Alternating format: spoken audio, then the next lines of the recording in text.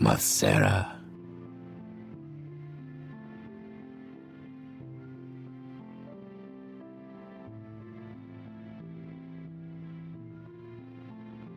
Macera.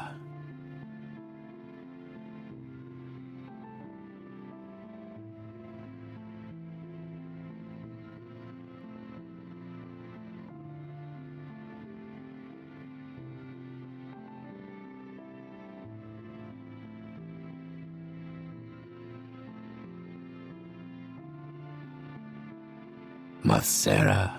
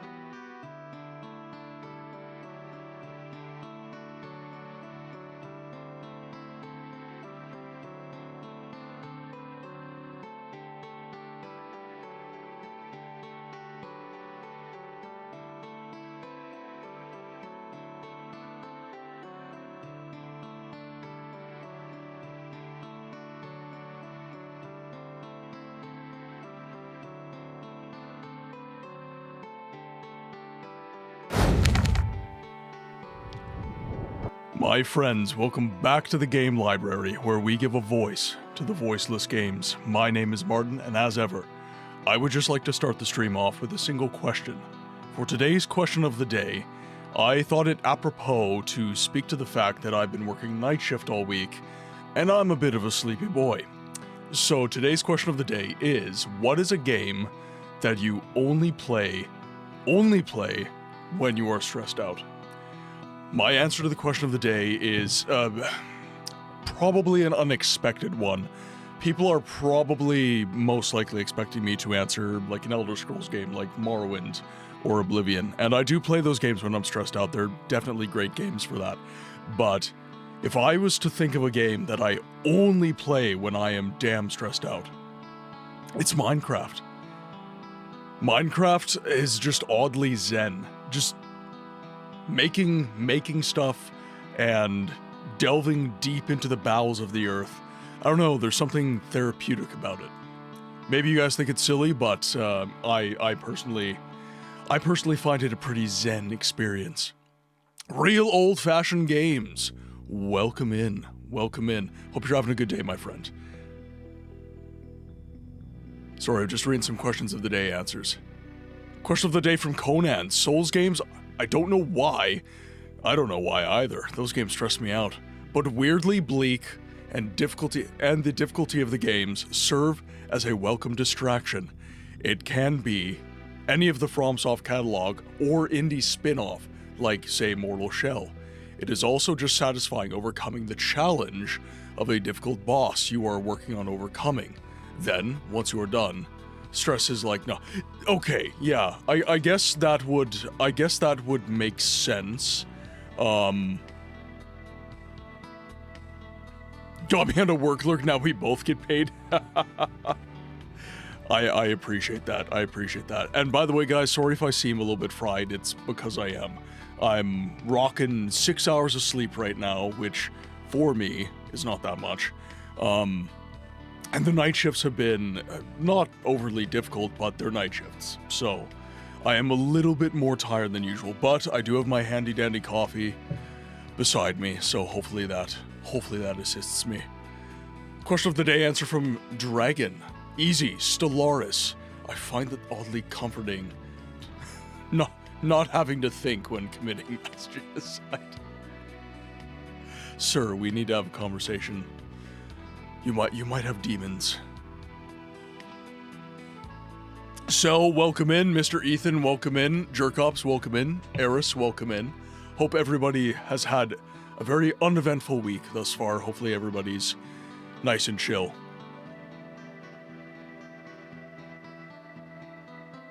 Sorry, just reading back in chat.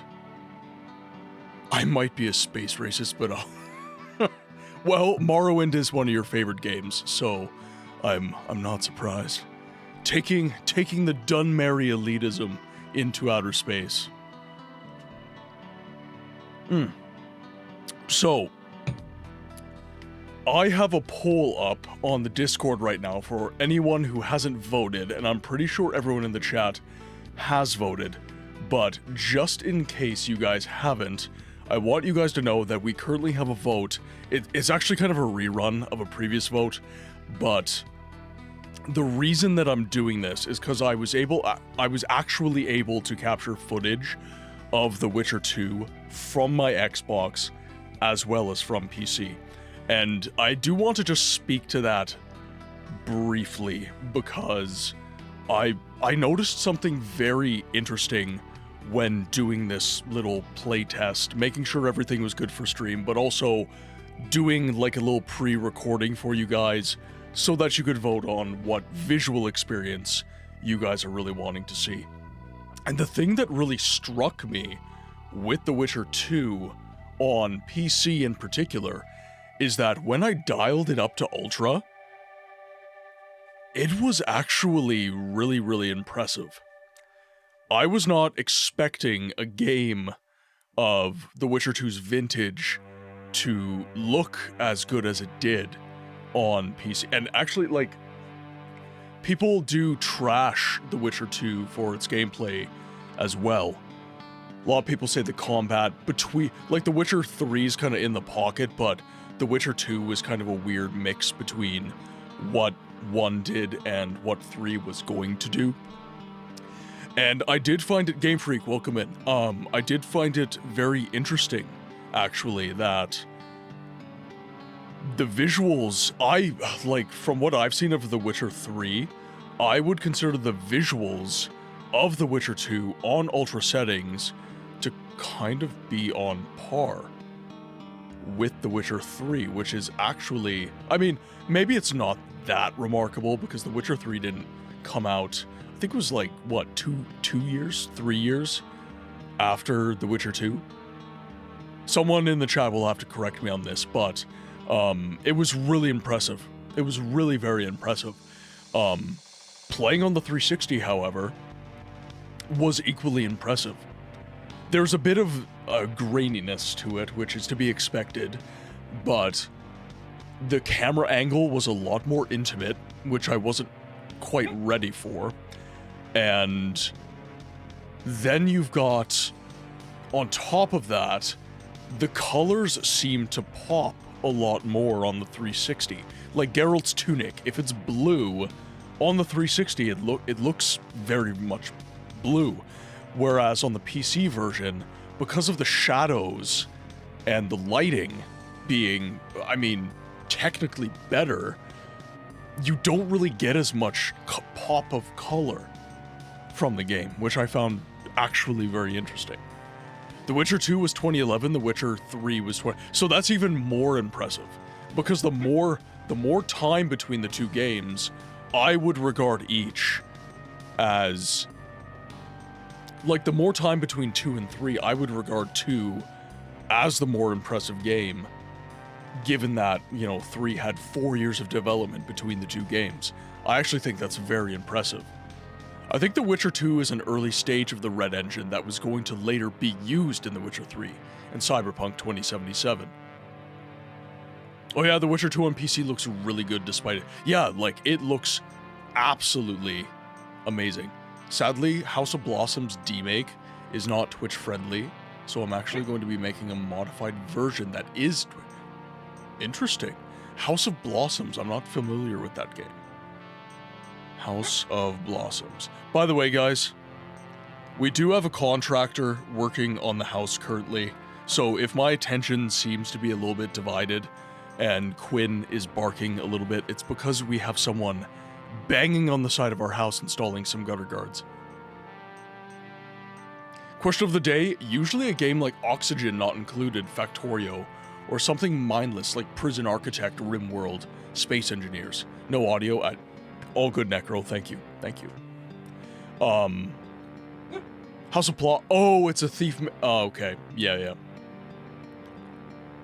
Wait, so is it a fan mission from Thief 4, or is it like a stock mission from Thief 4?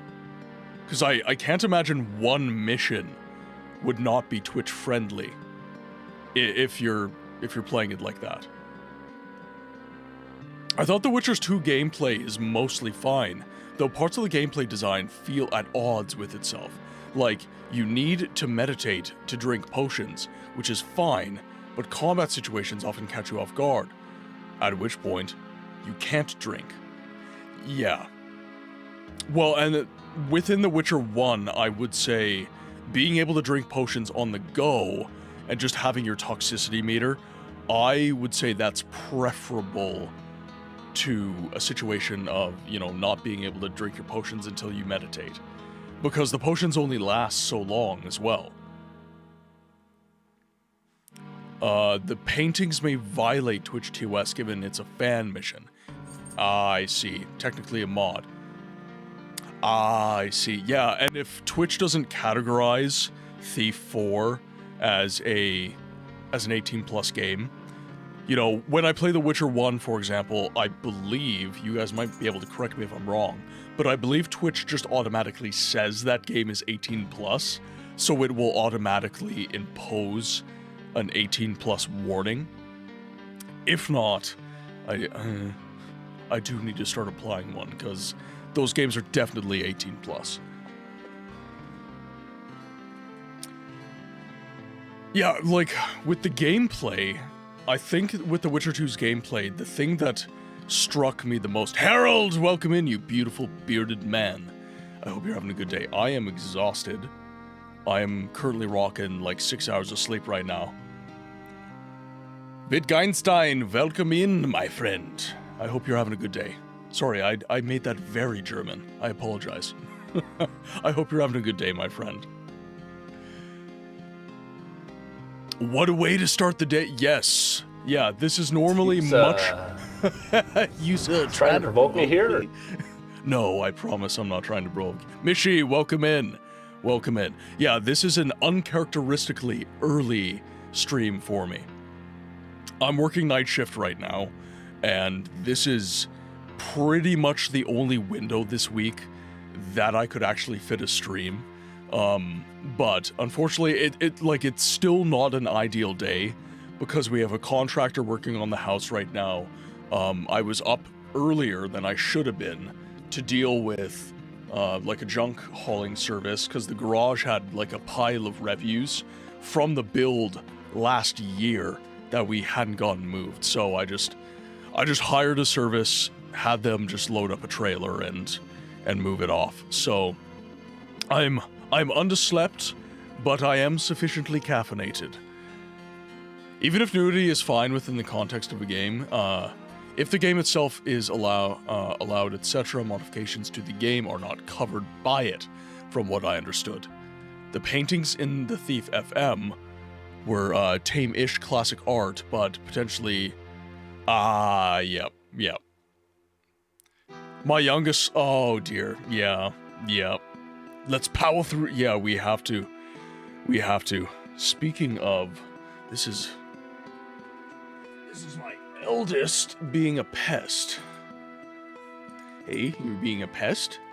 She is agitated right now because we have someone hammering on the side of the house. So, she and Toby are down here. Hey, Toby? Hey, puppy? Yeah, chat just needs to know you're here. That's all. Because the Quinn cam doesn't work anymore. Yeah, the camera doesn't work anymore. I'm here for these early streams. Well, and that's the thing. It's like, honestly, if I was streaming full time, like, I am a night owl. I'm definitely a night owl, but I'm not so much of a night owl that I would like to be up until, like, I'm not one of the Sammy Snows of the world. I don't want to be up until like 4 in the morning streaming. And my clock isn't really set for that either. I do enjoy, streaming until, not the wee hours of the evening, but possibly like around dinner, because a lot of people are getting off work around that time. And I feel like in that event, it kind of, if I streamed, say, like noon to like 6 p.m. kind of thing, I feel like that would put me in a pocket where, I'm still able to be seen by the people who like to work lurk, but I'm also able to be seen by the people who they can't really get in to tune into the stream until after work is done. So obviously time zones are a thing. We do have fans of the stream in Europe and the UK, and we've even had some people come in from Africa and the Philippines, and I believe I had someone from Southeast Asia the other day. So my point is time zones, and there's really no time I can stream that's perfect for absolutely everyone.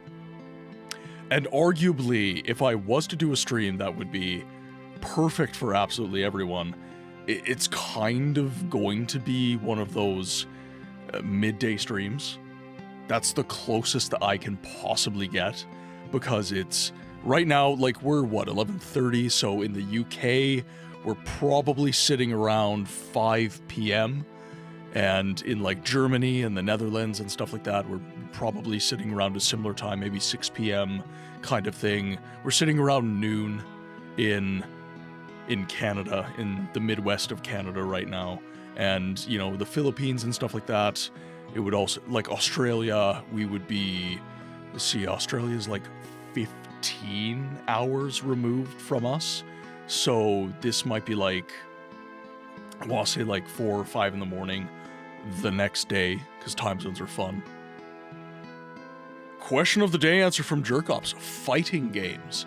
A nice run or a couple through the arcade mode of Tekken 3 or Tekken 5 soothes the spirit. Yeah, honestly, I don't know, because my answer was Minecraft. I don't really know, like, it's a combination of things. It's the music, it's the fact that all I'm doing is really mining, gathering resources to me. If I don't want to pick a fight, I don't have to. Like, I can just run away from, like, the creepers and stuff like that. Obviously, if I encounter a creeper, it's like, ugh. But there's something very zenning about Minecraft to me. At least, like, old school Minecraft. There's something very, very zen about that. Banana, welcome in. You forgot your homework. Well, what is your homework? Oh, dear. You're sitting on my headphones, madam. I need my headphones back. Yeah, I need to be able to hear the stream music. Because people are doing watch streaks and stuff, and I need to be able to hear these things. Yes. Okay, yeah, 5:32 p.m. Are we going to make... Am I going to make it? Like, to the game? Or am I going to make it through the stream? We'll see. I'm very tired today. I'm very, very tired today. Okay. Can I put you down? Because we gotta get to the game right away. There we are. Are we going to make it in general? I'm not sure what you mean. Like, as a society? If so, I do not have the answers you seek. Scarlet, welcome in on the YouTube side. I'd love to see you play a modern version of Minecraft. As a society, yeah, I do not have the answers you seek. I don't really talk about societal, like, other than game preservation, which is, like, the purpose of the channel, obviously. I don't really speak to, like, politics and stuff on the channel. I like this channel to be a bit of an escape for a lot of the issues of the day. We get enough of that with the news and with conversations with friends and family. So I just want to be a place where we can sit back and, you know, we can reflect on things like history, but I don't like to, I don't like to speak about stressful stuff in that regard. I like to focus on, again, what the stream can do to alleviate the woes of everyday life. Oh, you're trying to learn German. It's not easy, but yeah, German was a very hard language for me. The grammar in particular is something I very much struggled with, because in English, the way that it was explained to me by my German teacher is that they talk like Yoda. So in English, you'll say, "I'm going here." But in German, it would be like, "Here I am going." Even though, like, it does make sense within the context of the German language, it doesn't really, like, you have to kind of rewire the way that your brain says things in order to make that work. No, the teacher was saying that German, you talk like Yoda. Within the context of speaking the German language. No, that teacher was not as wise as Yoda. I wish. And they couldn't use the Force, which is really lame. Life would be so much more interesting if we could use the Force. Alright, now with that said, I'm just gonna get the game opened up because I would like to dive right in as soon as possible. Let's see if my controller's working right now. I was having some issues with it. Okay, we are all good.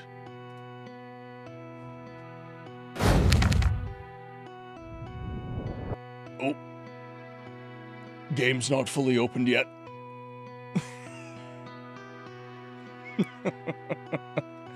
You didn't finish reading my... Yes, sorry. I'd love to see you play a modern version of Minecraft.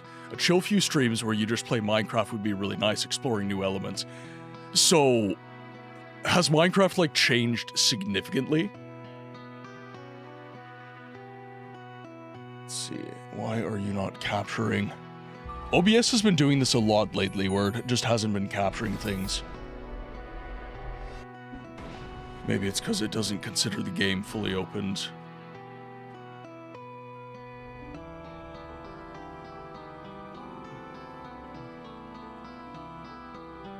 Ah, there we go. Okay. I am not arguing, it is running. I don't know how it's running, but it is running.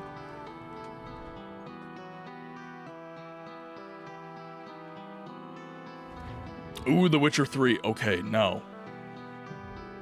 I do have to ask myself where we even are right now. Okay, so we do have... Yeah, so we have Viking swords. which is what we're hunting for right now, right around here. I thought we made port last stream, though. The world now goes down to -64. The catering clips update completely changed the world generation, and Nether has biomes now. Interesting. Okay, so, like, they've experimented with, like, sub-zero temperatures and stuff like that. So kind of like, I've been playing Skyrim survival mode. So whenever you go into, like, the northern climes, you have to be clothed appropriately and stuff like that. So it'd be something similar to that, I'm assuming. Okay, now...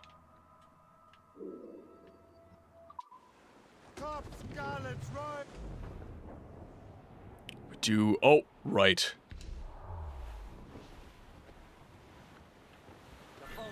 We're gonna ram him. Ram him!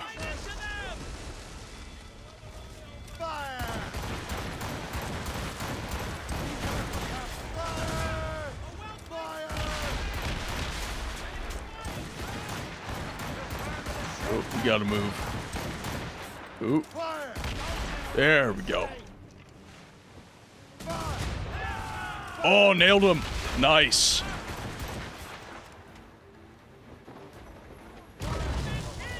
Woo! Alright. Should be good to board now.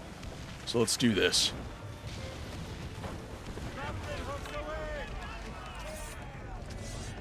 Alright. Now, let's do my favorite thing in the world right now. Which is just using the buckle gun to nail these guys. Oh, I love this. Oh. Because I just have to take 10 of them down. Which is relatively easy. He says, missing significant numbers of shots. Oh, did I hit one of my guys?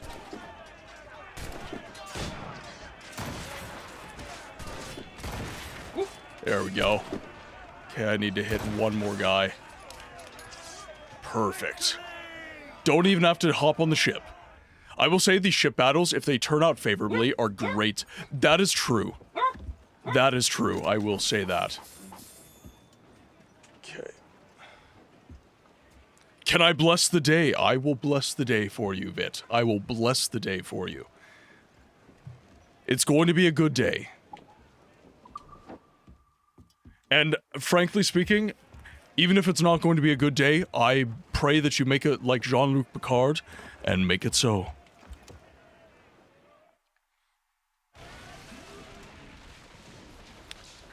Okay, the dogs are barking quite a bit. Oh, here, let's speed up so that we don't get too damaged. I might have to do a BRB. Because the contractor might be knocking on the door of the house. I will have to check. They were not supposed to be here today, by the way. I suppose I could have refused service, but might as well. Might as well let them do the work. They don't really need me to be babysitting them, so I figured why not. The game has changed a lot, and it would be funny to see you dropped into a new world where everything is different, like, what is this? I would agree. I do like games like that. I'm a lore and immersion guy, and Minecraft, while it doesn't have a ton of lore, I would say that it definitely has a significant amount of immersion.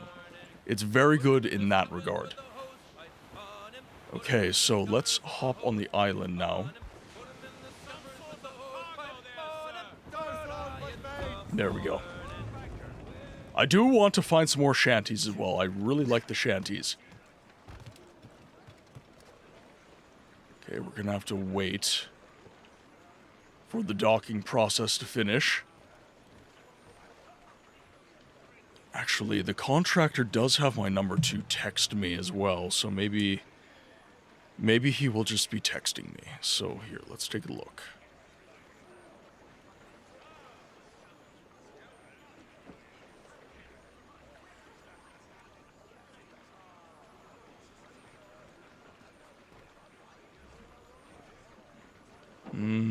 Okay, nothing yet. Right. Looks like I have to jump on... Are we still moving in? We are not.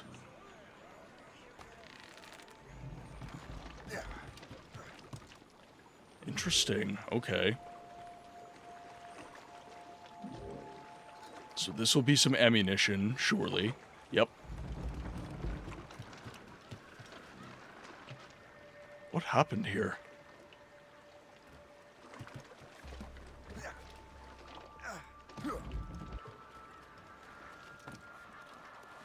Why are there all these dead... Why are there penguins? Just chilling around the dead dude. Something very bad happened here. Okay, let's go see... Is there... Yeah, there's an eagle-eye perch.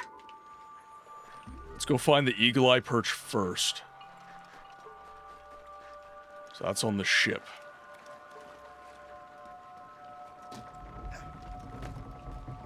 So we should be able to just climb up the mast here.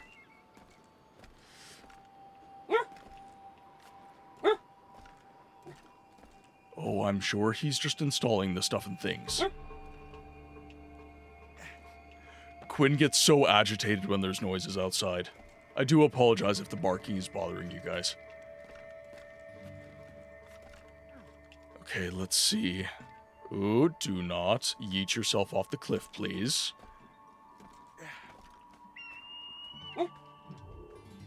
How am I supposed to eat this pizza without my drink?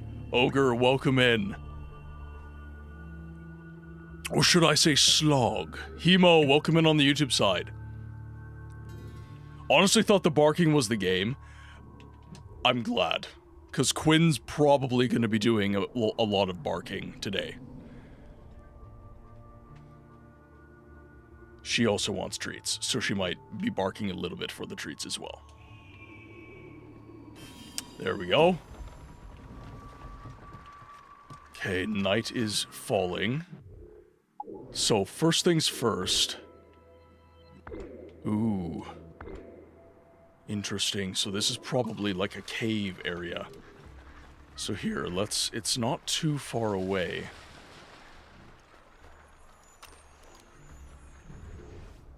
There we go. So the sword should be in and around here as well. So, yeah, right there. Perfect. This is more like it. Okay, so we got the Viking sword fragment now. I'm trying to collect all the Viking sword fragments so I can rush that sword as fast as possible. Alright, so we have some treasure here. There we are. 333 pounds sterling. Excellent. There's a resync right there. Let's see if we can grab that. Well, that's exactly why we're playing it, Slog. That's exactly why we're playing it. There are so many people who have not heard of Rogue. And that's, this is a community voted, well, not community, actually. I was misspeaking.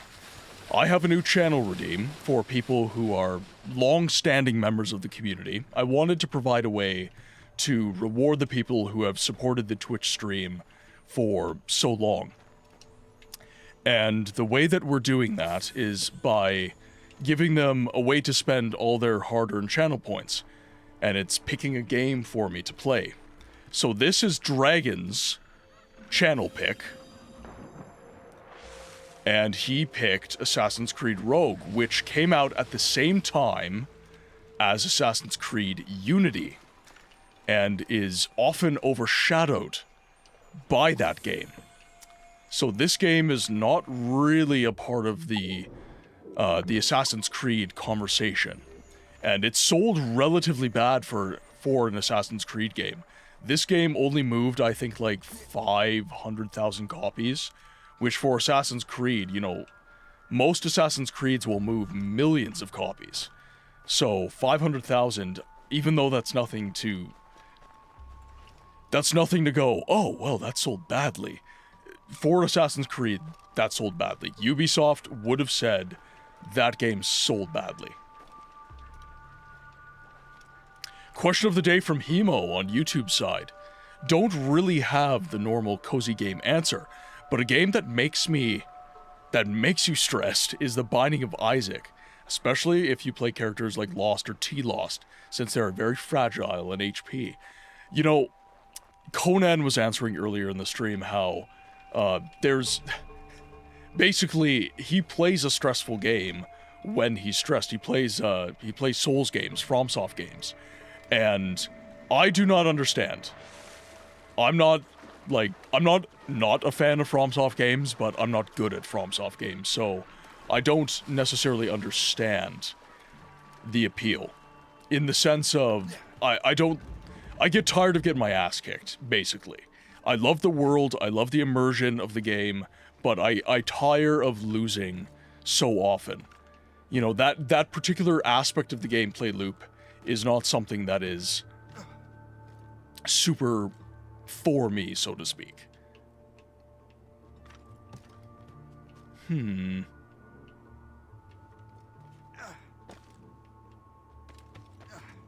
Ooh, okay. Easy, boy. Can I... So where is the Templar?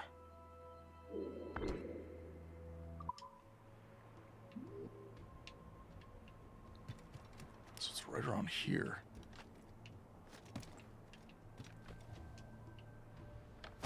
Ooh. Okay, let's head over this way then, because maybe I missed something.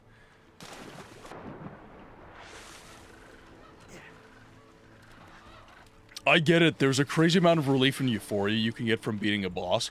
Yeah, I had that when... It's not a difficult game. Well, depends. But I would say that... So what? What do we have here? Oh, okay, there we go. So I need to use my eagle vision. Okay, so is this island 100%ed now? I think it, nope, we have a treasure chest. What was I saying? Yes, yeah, like, I understand that part of the appeal, certainly, but it's something that only goes so far for me. Like, I do get that when I play Myst and solve a puzzle, when I play Dark Souls and beat a boss. Binding of Isaac's a great example, because some of the bosses are very, very hard in that game. And that game is a very satisfying game. I didn't grab the cross. Oh, I see.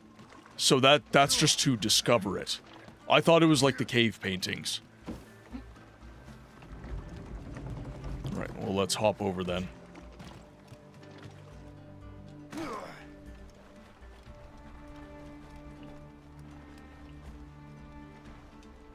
Now we can dig.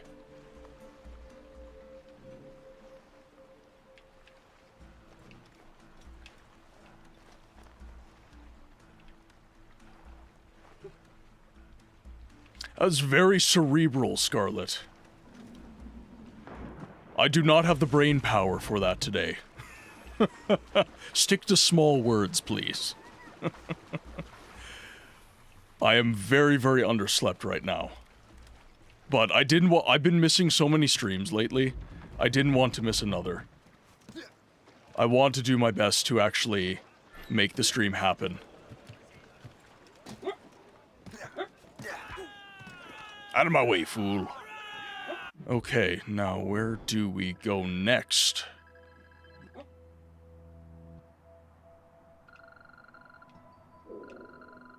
we have another Viking sword fragment, so... Let's make our way. We do have some loot. Right over here we will grab. Wasn't there still tiny squirrels and stuff during the... Yes. Yeah. So during the ice... And by the way, if you're asking how I know this, I used to study environmental science, and also the Ice Age comes up in history.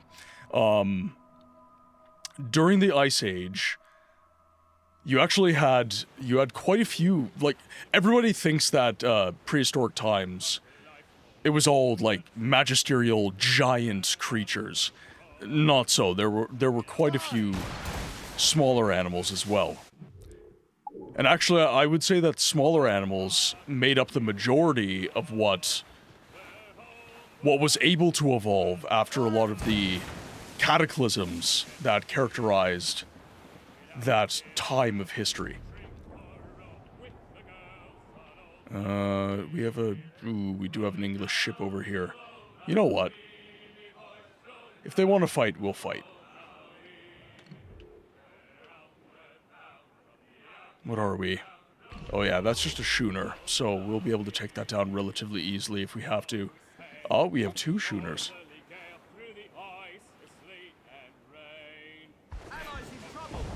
Oh!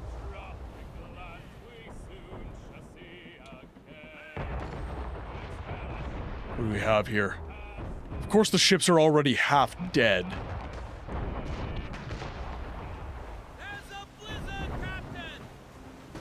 Alright, we're storming right now. Lots of really big ships.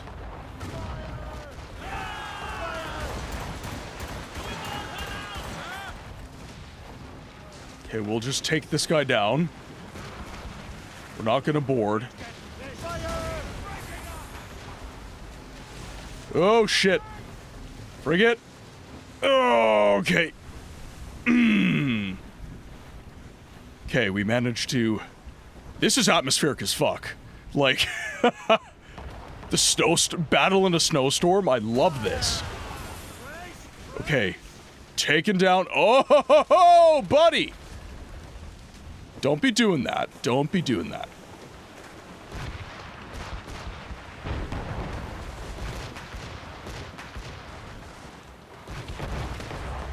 Okay, need to get after this frigate here.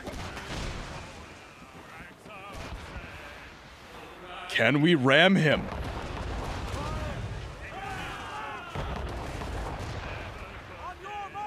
Oh! Who cares? Who cares?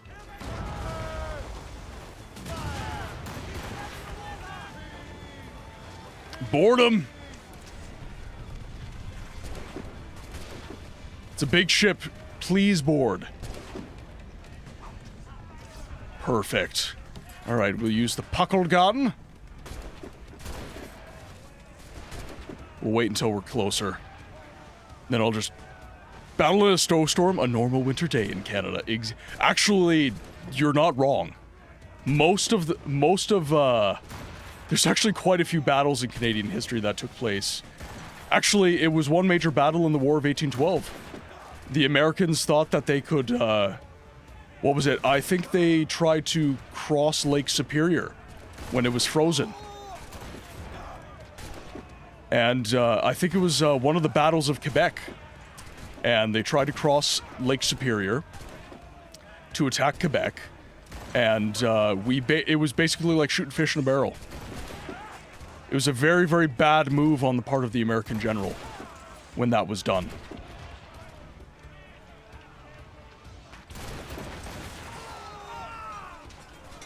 Alright, now we do need to... Come on. Climb, you fool. Climb!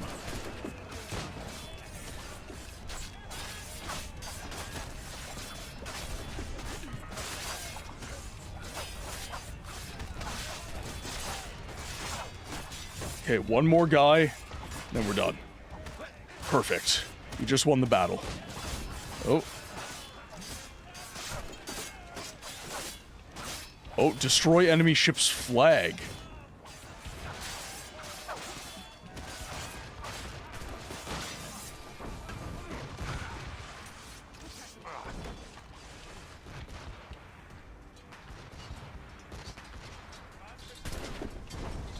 Destroy enemy ship's flag. Oh. Where's the flag? Ah, right here. Perfect. I mean, not exactly perfect, but oh my god. Woo!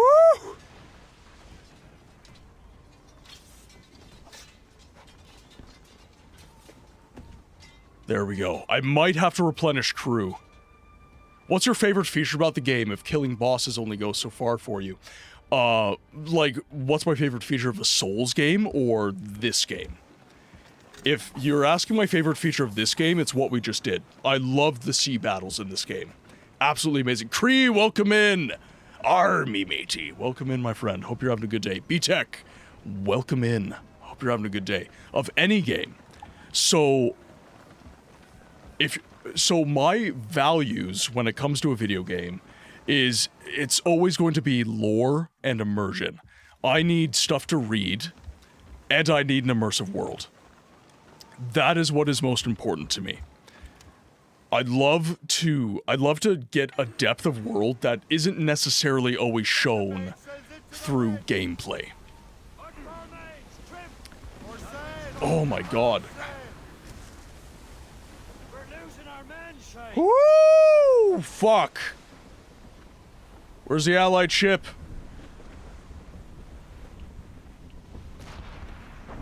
Gotta dock with the allied ship.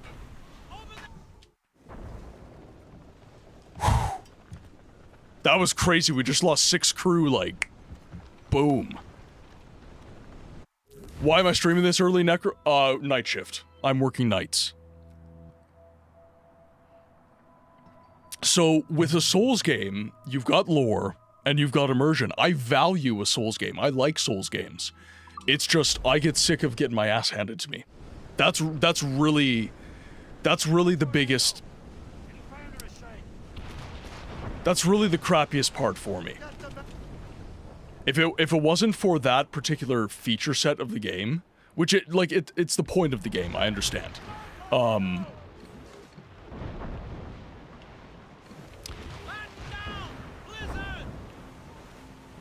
we gotta get out of here. We're getting snow tornadoes. I'm just gonna let these two fight it out. Okay, we'll wait until we... Nights, aka Divorce Week. Actually, Mrs. Books operates like a night owl. She's completely fine with me working nights. It's the dogs that have the hardest time with it. You're doing great, destroyed from changing workouts at the... Oh, what have you swapped over to? I'm mostly a calisthenics guy myself. I do a bit of P90X at home, but for the most part, it's pull-ups, push-ups, squats, lunges, so on and so forth. I don't really use machines a whole ton!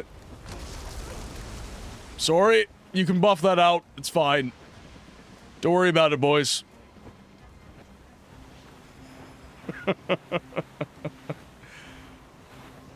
And I'm just getting to the point where I can start working out again, because I had some chronic health issues that were plaguing me. I do like that, Hemo, but I only like that... So, it's the difference between liking doing that 20 times versus 40 times. I'm a slow learner when it comes to a Souls game. I will be the first to confess it, and I struggle. And also, when you have to travel to the boss each time, like, it's not just the boss, it's the route to the boss. Every aspect of a Souls game is that learning, is that struggle and everything. And I have to be in a very particular mood to enjoy that. I'm not saying that I'm not here for that and I can't enjoy that. I'm just saying that I have to be in a particular mood for it. It's just not an everyday kind of game for me. Calisthenics is very... Yeah, like, before I got sick and lost all my muscle, I was doing handstand push-ups.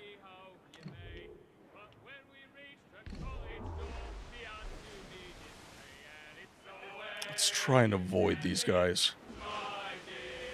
Don't want to have a fight with them unless I have to. IQ, welcome in.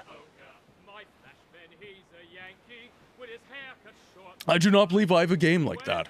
However, I'm far more likely to play Counter-Strike if I am stressed out. Nothing better than having slurs screamed at you by some random Russians when you are stressing out and feeling down. Yeah, like, I was doing handstand push-ups, and I lost like 40 pounds-ish, like 30, 40 pounds. It was tough.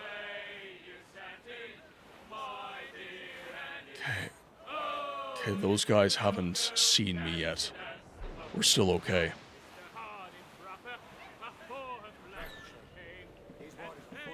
Well, and I love the challenge. I absolutely love the challenge of doing calisthenics. Like, I'm the kind of guy who needs a lot of variety in his workouts. Otherwise, I get kind of bored.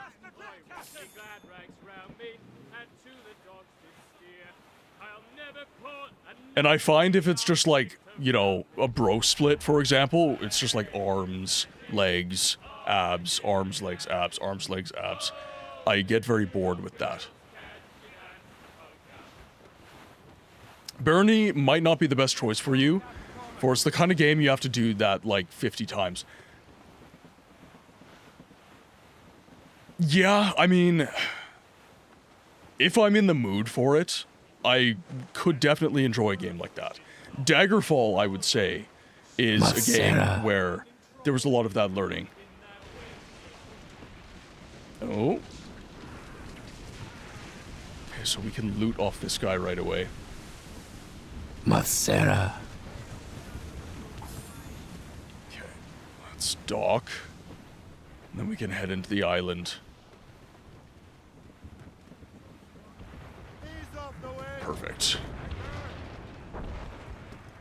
Alright, let's see if there's any enemies here. I kind of hope there is. We had a lot of fun that one time. But I don't see any. Right off the bat, anyways. Okay, let's find the viewpoint. No, that's all good. That's all good, Hemo. So I will say this. If your hope is that I will play some Barony on stream, please do not feel that that is not going to happen, simply because of what I said about my experience with Souls games. I am someone who has an inordinate amount of patience for any video game. I have time for everything. It's simply that it might be the case that after the umpteenth time that has happened to me in Barony, I might sit there and be like, okay, maybe I need a bit of a break, kind of thing. So, one of the long-standing members of the community, Jet Black Sheep, he's a FromSoft king. Like, he absolutely adores those games. Absolutely adores them. And he's mulling over whether or not to make me play a Souls game on stream. And he was kind of having a similar kind of like, okay, are you going to enjoy it if I get you to play a Souls game on stream? And absolutely I would. It's just it is the case that after like my 80th death, I would probably get a little frustrated. But honestly, I don't think that's unique to me. I think everybody does. It's just I don't get like a euphoria out of that, whereas other people might. Barony is more rogue than Souls-like. Yeah. Yeah, I did take a look at Barony after Hemo mentioned it the other day. Okay, we do have a resync. So let's grab that. And then, do I have to make my way down? What do we have here? So it might be over in the corner by the ship. Yeah, tucked in the corner back here by the looks of it. True.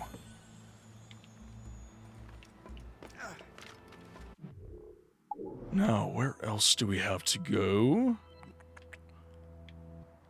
Okay, so we do have another chest around here, so let's do that. So hop on over. One does not simply play a Souls game, no. And actually, I have played every Soul... Like, the worlds of Souls games are something that I very much enjoy. Especially Dark Souls 1 and Bloodborne, I've mentioned on stream. Really, really love those games. The aesthetic of those games is 100% up my alley and is completely my sort of vibes. Okay, so we've got, looks like a war letter. Yep.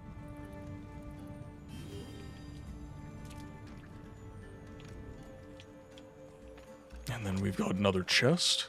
Was that one not on the map? Oh no, it was. It was just covered. Why am I perched on this? Just sit on the chest. It's fine.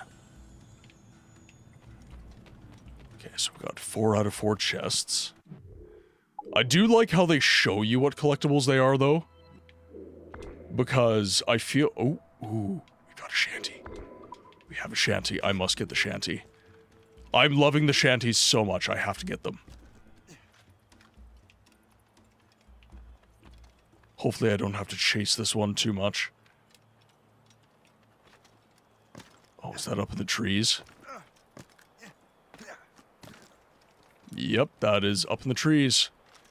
How do I get up there? Okay, looks like this. Looks like this is the way. Come on. Perfect. Okay, and then the resync. Where are you? We just hit the end of chapter 3 right before the end of the fight in The Witcher. How did I handle the werewolf? I made friends with him. So once I found out it was Vincent, I was like, oh, okay, we homies. I wasn't sure of what I felt about Vincent to begin with, but once I found out he was like a vigilante dealing out street justice, I was here for that. I was so into that.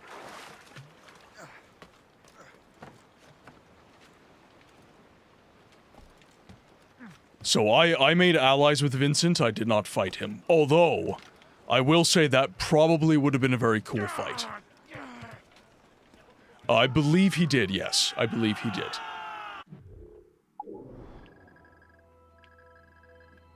Okay, now we have... What is this? Halifax. Okay, so that's a city. Okay, so we are where I thought we were. We're off the coast of Canada. We're off the coast of the Maritimes. Because there's Halifax right there.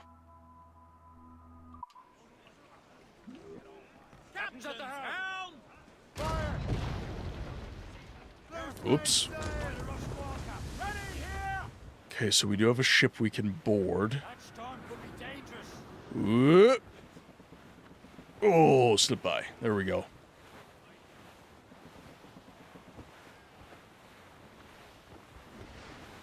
Okay, so we'll advantage ourselves of the ship.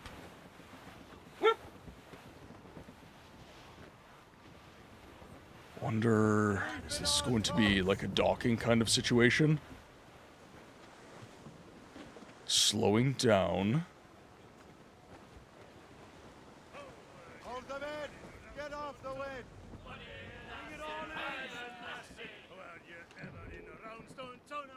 Okay, so that is an English ship. Let's go!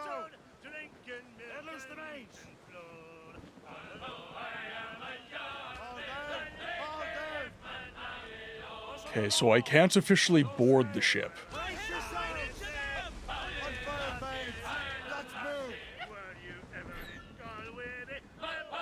Oh, I can't, there's storms. Crap. Alright, well... We'll just do that.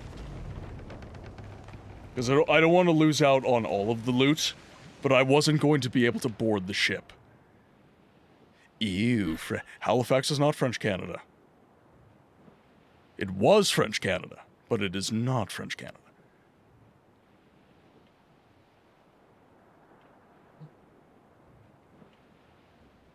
Which demos are you referring to, B-Tech?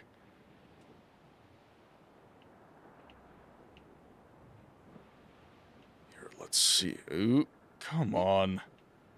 This thing turns on a dime. Let's go. There we go.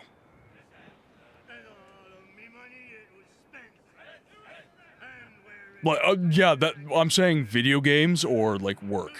You have to remember, B, I work construction. Demo means a very different thing. Yes, it means demonstration, but it also means demolition. And I'm doing both right now. So right now I'm playing, I'm not really playing any demos.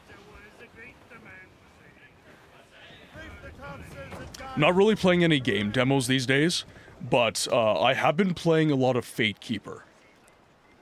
That's an early access game, so I guess you could consider that a proof of concept sort of game. All right.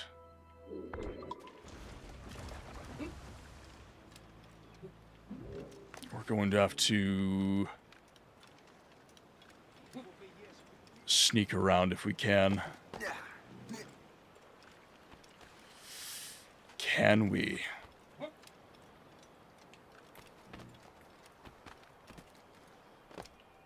I cannot.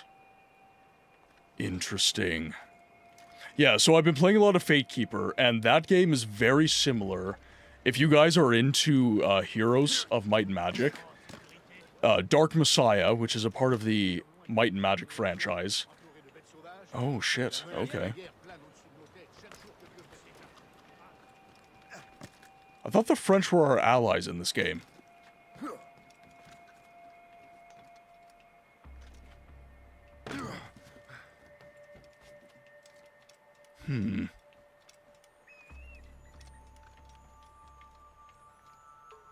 Let's grab some loot.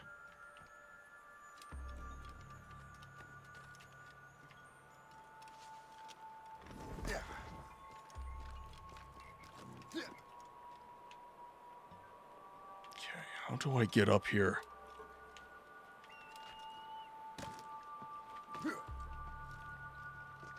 Okay, can make my way up this way. Then, oh. Doesn't seem to be...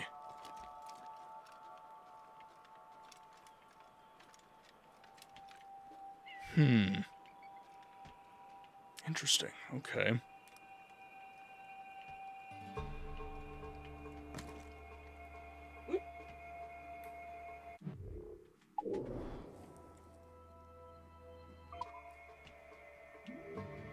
Because it's that tree right there.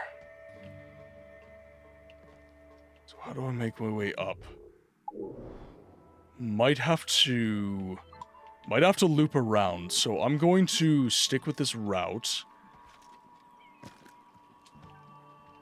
Because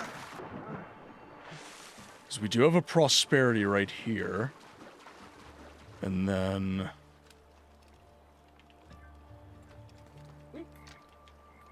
I can maybe make my way...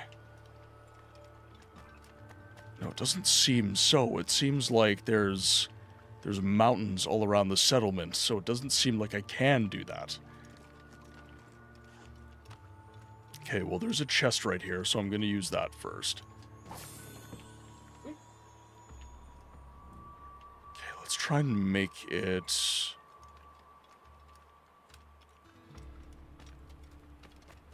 There's a resync here as well.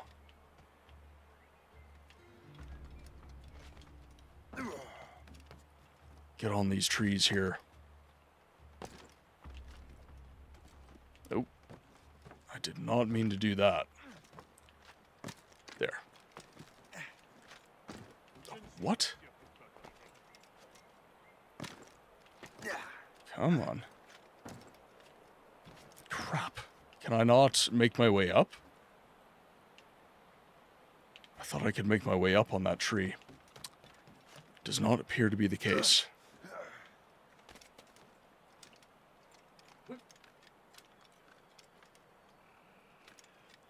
Okay, let's see. Make my way over here. Map doesn't really tell me anything about the landscape anymore. Let's see. I don't think I'm going to be able to get on that, but I can do this.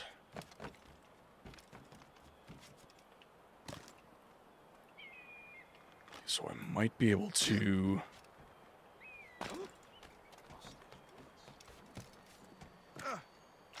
Nope. Can probably do this. Getting a few things caught up, I'll be... Oh, talking to B. Gotcha. Ah, of course you missed the jump. Parkour is great when it works. Did they make this any less janky in the new Assassin's Creed games, or is it still kind of... I shouldn't call it janky. I shouldn't call it janky. It's sometimes imprecise.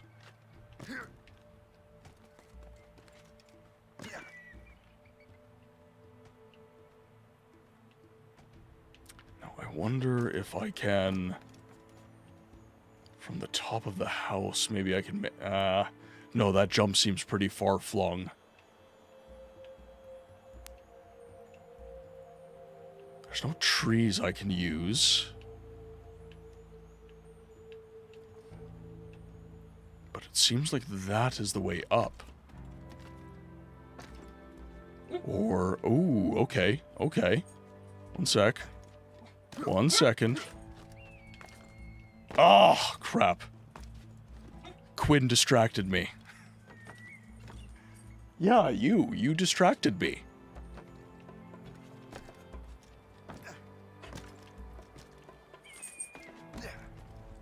Okay, let's just aim ourselves properly here. Yeah, sure, blame the... Okay, that is definitely someone knocking on the door. I will be right back, guys. Really? Right? It's good, Sigma. Can you sing... Now, if you'll excuse me, I have to collect foreskin for Dagoth Ur. Yeah, Vivek molagged his ball. So much so that it made history. They wrote a book about it. The entire sermon is a prolonged allegory about post-nut Claire. Now, excuse me while I enjoy my high tea. Tastes like aristocracy. Oh, no, I can't. I can't do it. Oh, wait. I love how that's how you're gay. What the fuck? Suck on a glorious amount of all-American custard!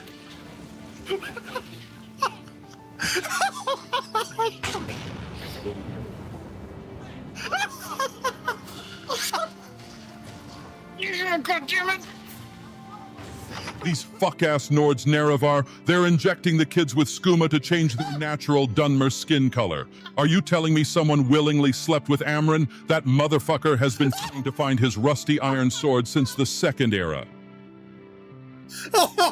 Last words, a guy with a beautiful voice. He makes me melt. Ooh, ooh. You're really gonna struggle getting down the mountain otherwise. So we're gonna help you, okay? Okay, are you ready? Ooh, they knocked the wind out of my balls. Well, okay, it's not a level 3 unrelenting force, so... You wanna know the best part about the Hist? Their entire existence is a pun. They're arboreal appearing entities that exist outside of space-time. They see all the timeline, forward and... Thank you guys for accommodating that. Yeah, the contractor just needed some information. So working on the... I'm getting some leaf guards installed on the gutters of the house. We had a very, very bad storm the other day, and literally everything clogged up. And it was actually... Oh, come on. I was aimed properly there. You suck. It was actually damaging the house, so I needed to pull the trigger on getting some gutter guards installed, unfortunately. I didn't really want to, but... Oh. It's just like, it looks like you're aimed properly and you're just not quite aimed properly. By the way, Pyrus, welcome in. I don't know if I said hello to you yet. I apologize if I have. I'm a very sleepy boy. Alright.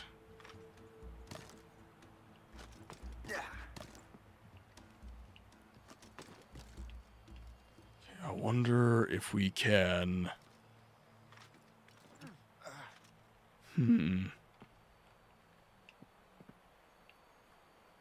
Wonder how we get onto that one.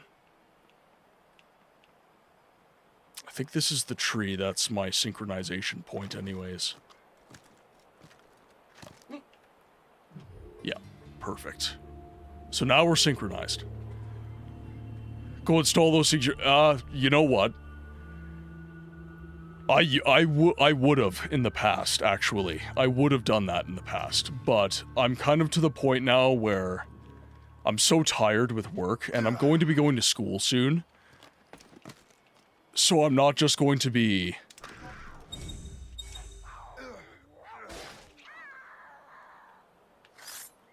I'm not just going to be work tired, I'm also going to be education tired. And you have to keep in mind, I'm not just working in my plumbing. Thank you. I'm not just working as a plumber right now. I'm doing my voice acting. I'm also, well, obviously I'm streaming. There's a lot on my plate these days, so it's... If I can get any of that off of my plate, I'm doing it. At this point, I'm doing it. Let's see... How do I get up there?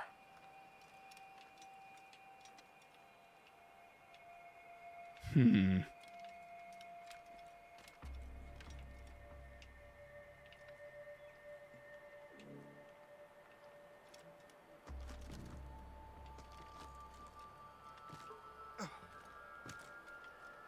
there a way up here? No, no way up. Beardsley, welcome in. It's Wednesday, my dudes. How's everyone doing? I am very, very tired. But in the grand scheme of things, I'm okay. It is a multiple cups of coffee kind of day. By the way, thank you so much, Font Crimes, for the 40 stream streak. My friend, thank you so much. It's almost like you like the stream or something. It's weird.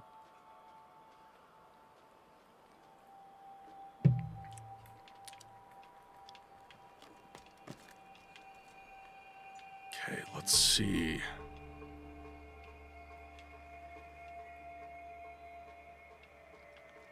How do you get to this one? Wait a second. Maybe over here. No, can't do any of that. Bit under the weather today, so I'm chilling at home. Yeah, I'm on uncharacteristically early. Yeah, because of the night shifts that are making me so tired. I will say that's the one thing I like about night shift is being able to stream earlier for you guys. I do find, and I might be completely wrong in thinking this, but I feel like you guys prefer the earlier streams. You obviously show up for the evening streams, the late evening streams, but I feel like if we all had our druthers, we would go for something a little bit earlier, say like 12 p.m. to 6 p.m. sort of thing.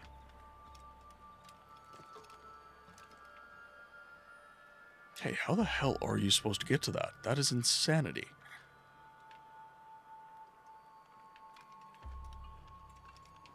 Is there, like...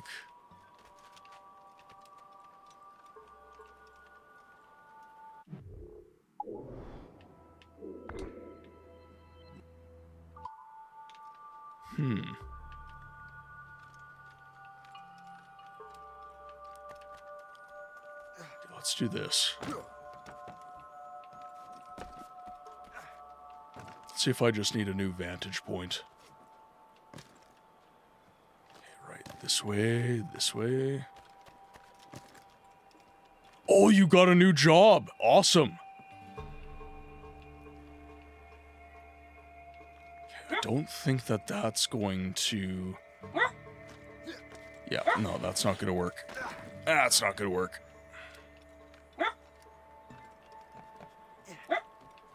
I hope it is... I hope it's a job you're stoked for. I know I'm not always stoked whenever I get a new job, but... pizza without my drink! It's easier for me to chill and watch at work, for instance, while homesick. I always find myself super busy with random things in the evenings. That's fair. That is fair. Release all of those sounds that are trapped in your mind. That is a good idea. Oh, that is a good idea. You're super stoked it's going to be... that is awesome. That is absolutely awesome. I will say, when I got my new job as a plumber, I thought that it would be better work-life balance. It wasn't. It was not. It was definitely an improvement in pay, but yeah, for work-life balance, my job actually sucks.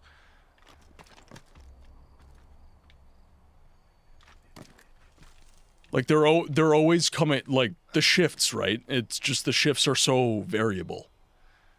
It's really hard to balance your life around all that.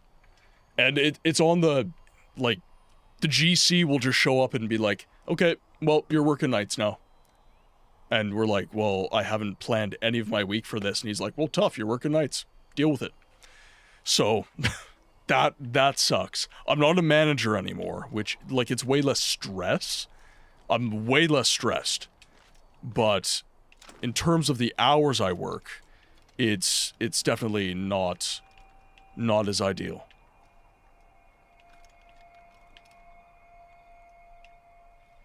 Okay, well, let's try to go for this one, I guess.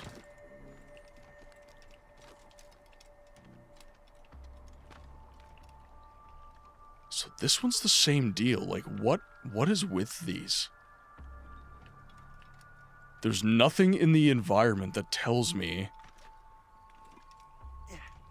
that there's a route I can use here.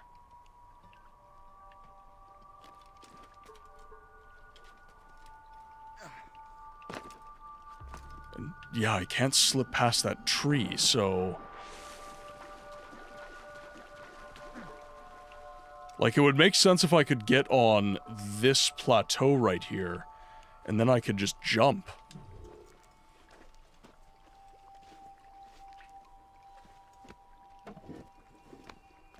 All good, Necro. Enjoy the rest of your day, my friend. Thank you for tuning in. I hope the rest of your day goes great, and we will see you later. Okay, so we got a Templar relic. What is this? There's like, it's not showing me on the map, but like up here, there's like an X in a square.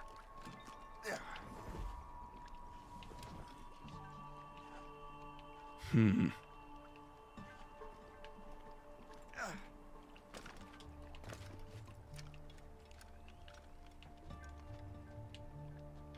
we have any ideas, chat? Like, I am not sure how to get at these. Let's grab the chests while we have some time.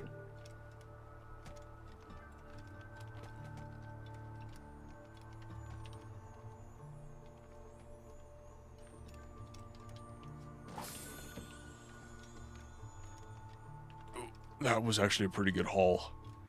Okay, let's grab this next one here. Now, it would be better if I could actually get the prosperity. I would get more from these chests. That would be better, but it doesn't seem like that's in the cards.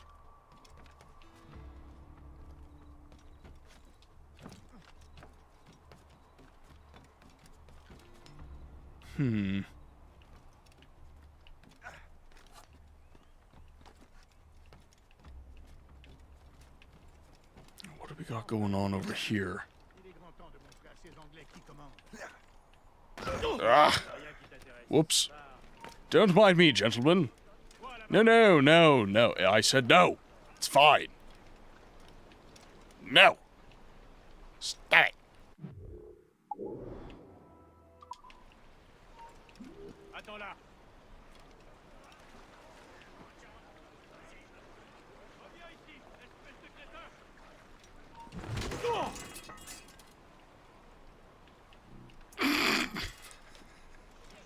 Sure, I'll take that. It looks like I have to jump over maybe this. Nope, that doesn't work either.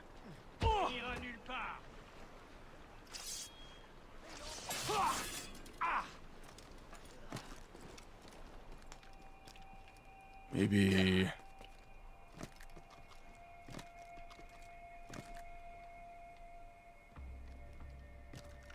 Okay. No, that's not... I was gonna say, can I get up higher? Doesn't look like I can. Yeah, I can't jump on that. Do I have to use... No, the ship's not gonna work either. That's not a platform that works. So...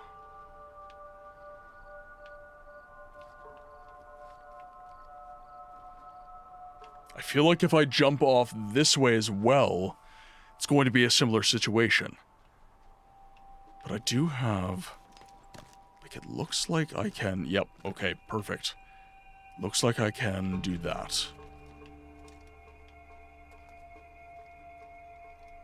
Can I jump up? Yep, I can jump up this way. Okay, so we've got the cave painting now. So... I wonder if this is the way that I get to those prosperities. It would be. Yeah, okay, okay. So, yeah, I can just take this path, and it'll be fine.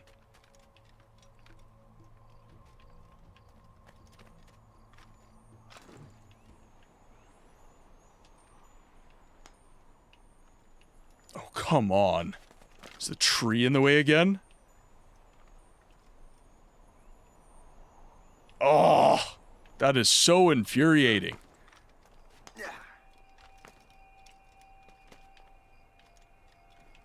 Bloody trees.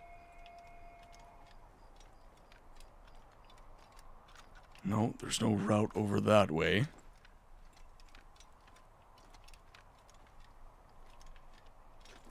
Okay, so what to do?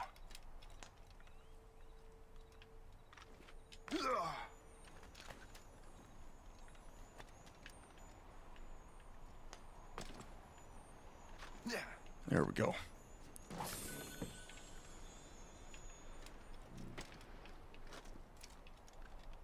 Okay, that's not so bad. Okay,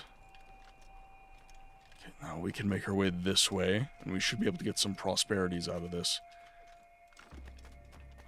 Let's hop over here.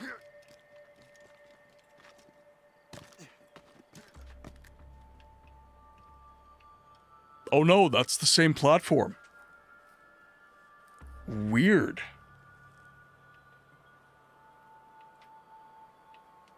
So am I just not coming out far enough?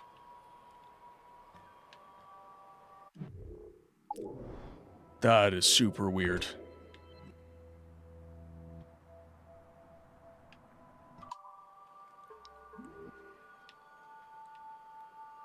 Pardon me.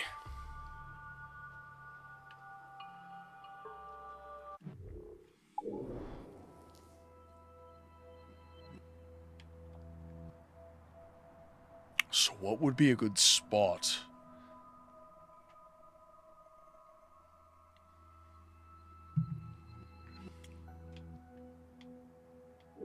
Because both of these prosperities are in bad spots that I just do not see an access to.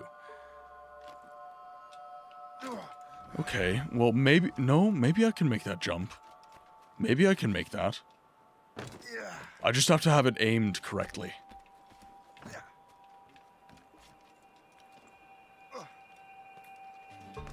So if I have that aimed correctly...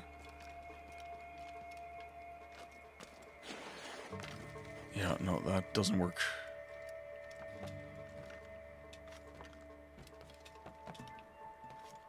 just have to... Do I want to trigger people? Wear some yellow paint when you need it. No, I just got to get good. Just got to get good, chat. Okay. There's this. Okay, that's the synchronization.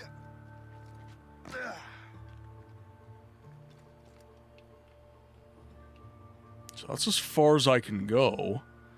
Now it seems like I'm lined up with it. But when I jump, I do not jump in the right direction. But it seems like I'm lined up with it correctly to do that jump. It's just not quite right. So let's... Oh, that was not what I was hoping for. Okay, we'll move over this way. There has to be another platform somewhere. That's the only thing that makes sense. But where? Like, over there, it's a similar situation to over here, where there's a pine tree blocking things.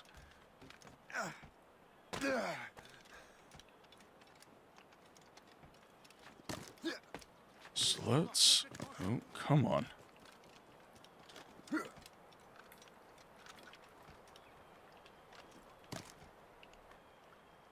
Yeah, because if I jump over here and I try to get there, I just fall. There's no way for me to... I'm sure you can grab it from the platform you're already using if the game works for you. Okay. That's what it seems like to me, but the game is not working with me, so...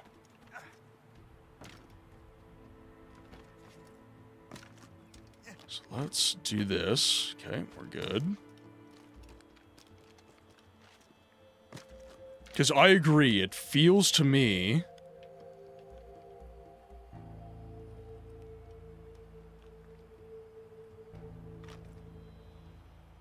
No, I just don't make it.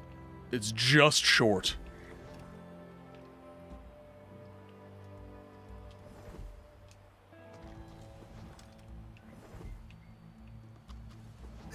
Yeah, that's not gonna work.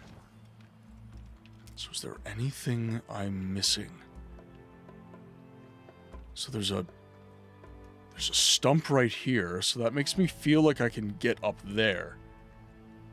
That makes me feel like this platform right here is what I'm supposed to be using.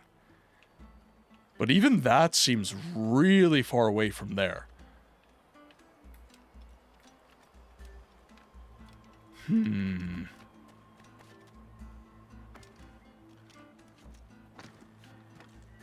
Maybe that stump is just straight up climbable.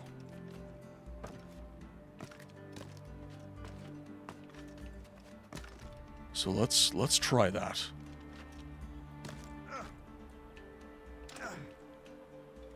Let's see. Oh, there we go. See, I'm not used to these being actually climbable. I'm not used to that. Okay, now... Let's see... If that's how that works, then there might be something similar over here. Let's go take a look.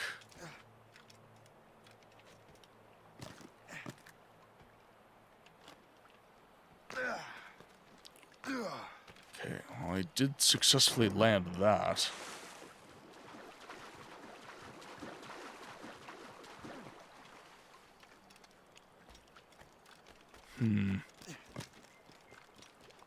I think I might just be able to jump over there.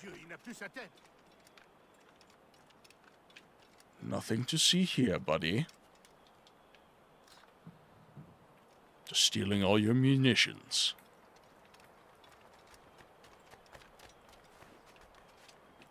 Okay, let's make our way over here.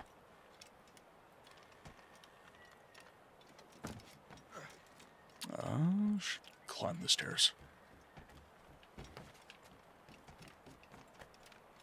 So there's no stump over there that looked like I could climb it, but it does seem like I'm supposed to hop on that ledge from the branch. That does seem to be the case.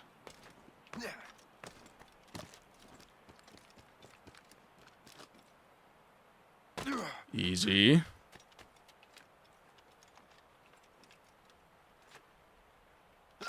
So yeah, we'll hop up here. Darkfire, welcome in. Hope you're having a good day, my friend. Seems to me... Yep, that seems to be like I can make that work. Boom. Nice. Okay, now we just have a Templar shrine and a resync. So let's make our way over. That looks like it's outside of... Yeah, it's outside of the fort. But with that said...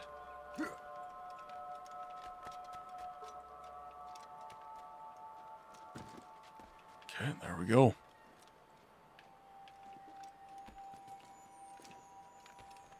How do I make my way up here? Oh, nice. Perfect.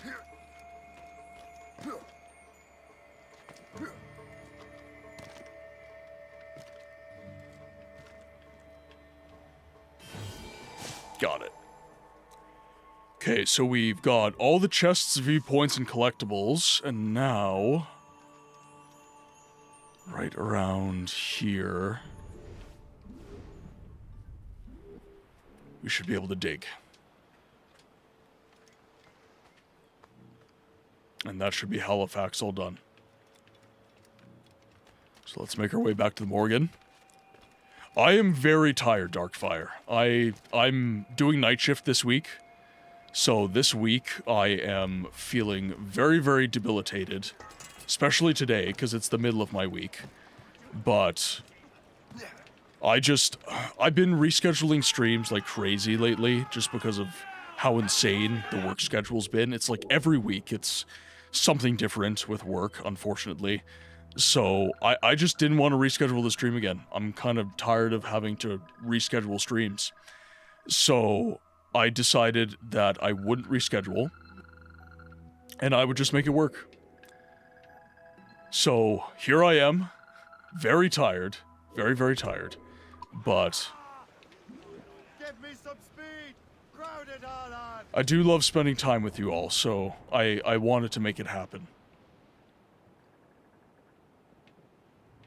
Templar crosses unlock a bitching set of armor and swords. They're DLC content in the little bit of DLC this game had. Yeah, I saw there was one abandoned ship with a Templar set of armor. That looked very, very good. I reckon, like, later in the game as well, we're going to unlock, like, different sets and stuff, so. Let's just... Ooh, we have lots of loot here, so let's make sure we sail nice and close.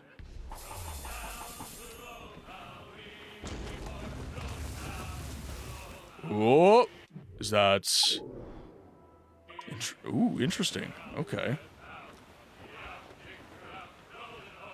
When you have people you feel rely on you regarding something that you love, but so many things come up that impact your ability to be consistent and have to reschedule a great deal. Oh man, yeah. You know, and that's been the hardest part about this year, is with the change in job, it's just been so bloody hard to just make the stream work.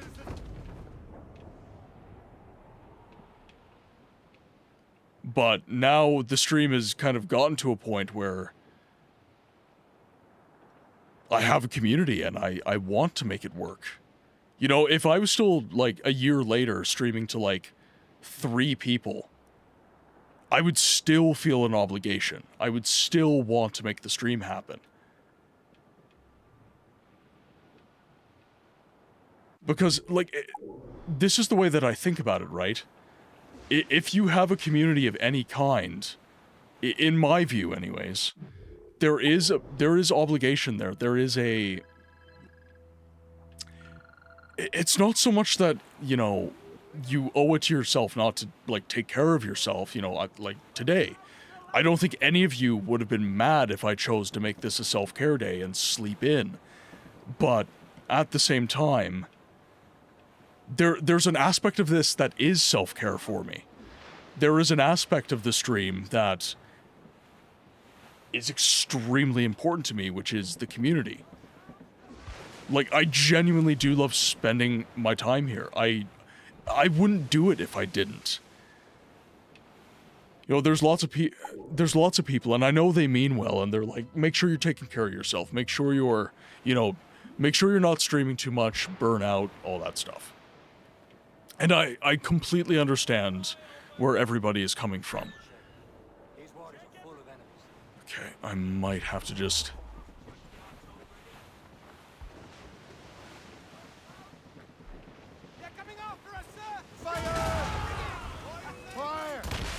Yeah, that's...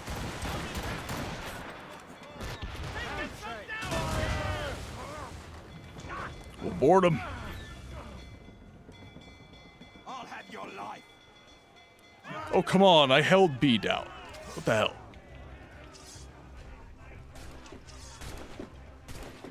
Alright, let's get on the puckle gun.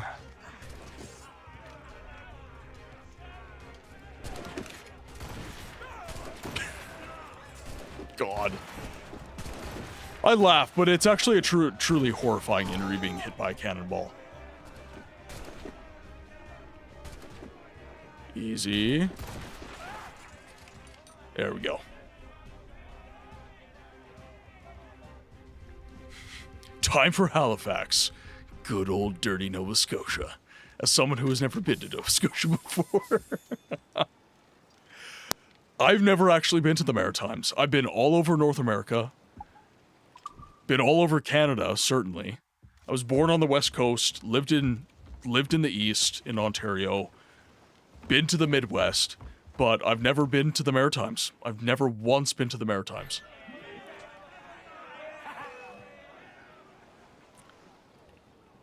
Alright, let's go. These guys are after me.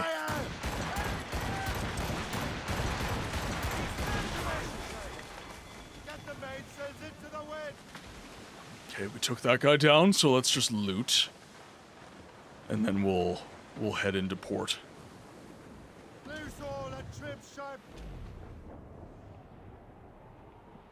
Grab all this.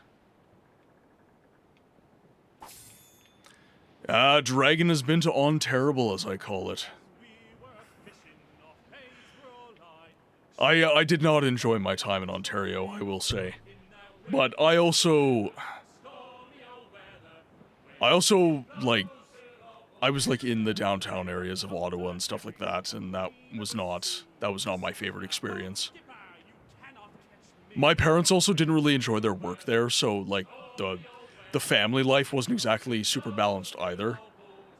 My dad was getting his university degree and working full-time as an officer in the military. Like, he was extremely busy. So I saw very little, like, my grandmother raised me for most of those years.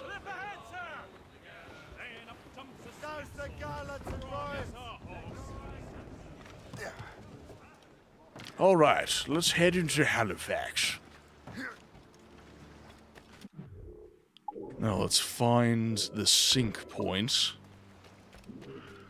Just top of the church here.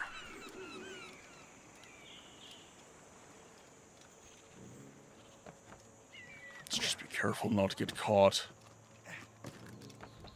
Easy.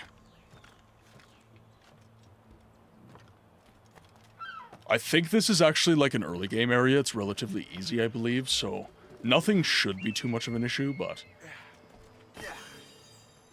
Oh, that was just prosperity. Can I also synchronize? There we go.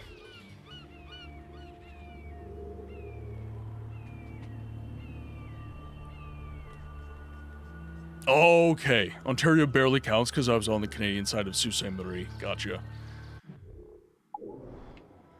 Okay, so we do have... Okay, so there's the Lock Tavern. We did grab a Prosperity. Got the general store. Where do I want to go? Let's go to this chest here.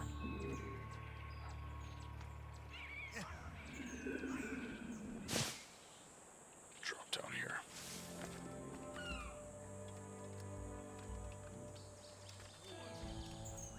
Let's hop up. Should be able to... Yep, right here. Oh, come on, you. There we go. Okay, where's the next chest? Okay, let's go after the shanty.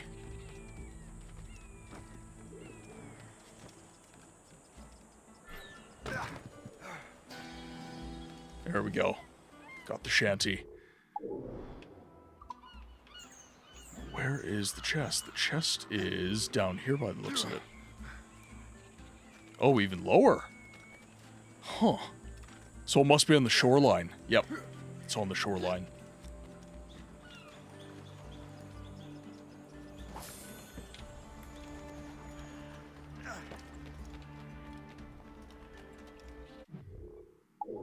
Let's see.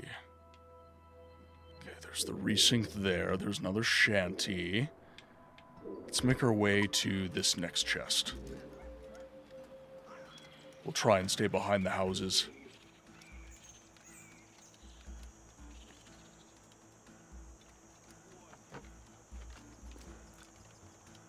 Should be able to... There are some soldiers nearby, but nothing too crazy. So we'll unlock this.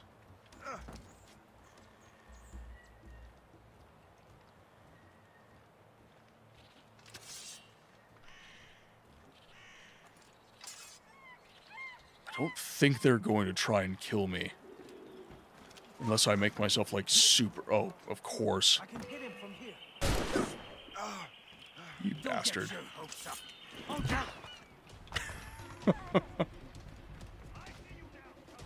Oh, here we go. Got the whole city on me now.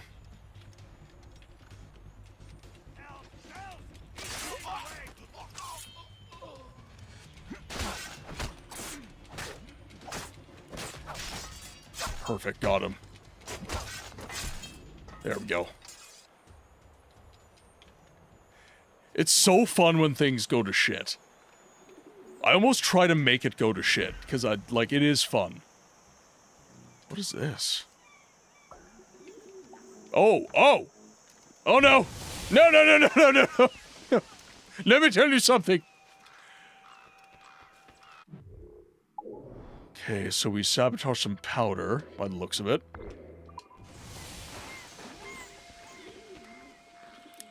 Do have a Templar map right here. Just assassinate this guy. There we go.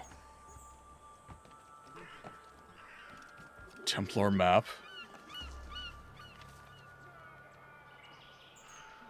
I wonder if you can do taverns yet? No, it looked locked. This tavern's locked to me.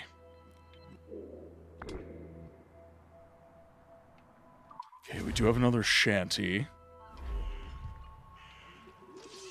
Right around there.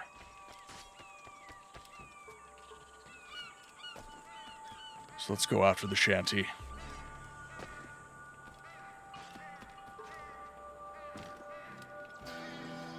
Perfect.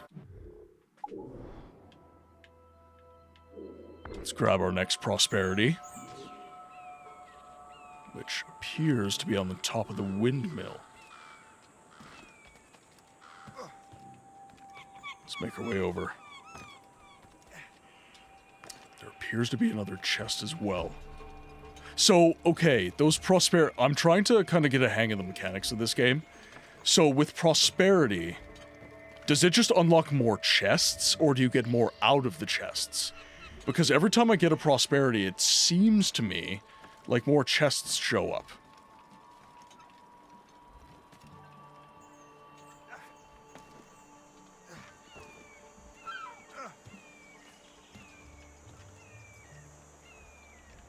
Oh, that was not ideal. Crawl up here. Oh, didn't want that. You get, okay, you get more out of the chests. I think prosperity also increases your money gain. Okay.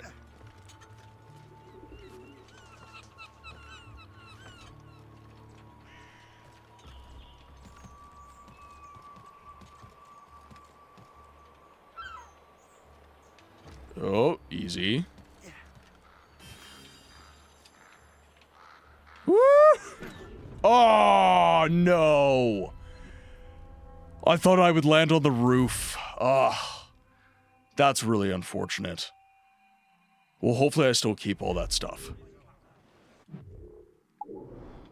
Okay, it looks like I didn't get any penalties as far as that goes.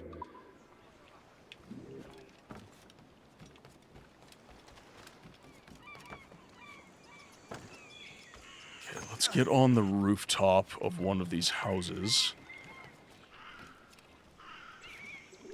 Because that resync requires me to jump into the water. At least by the looks of it. Yeah. Boom. Nice.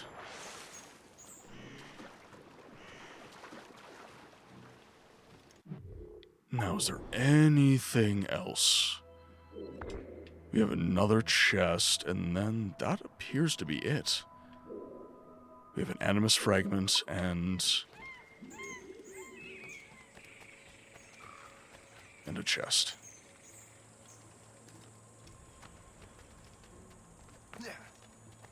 So let's try and stay behind the houses if we can.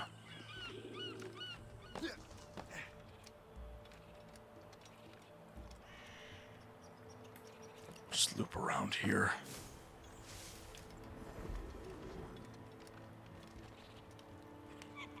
Slip right past that guy.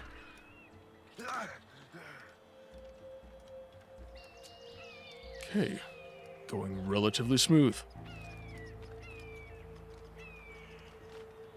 So I suppose the harder the area, the more likely it is that the guards will discover you when you're running around.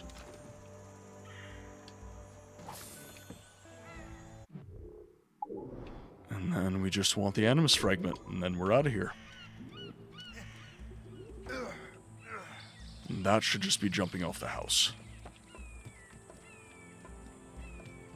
Yep, precisely.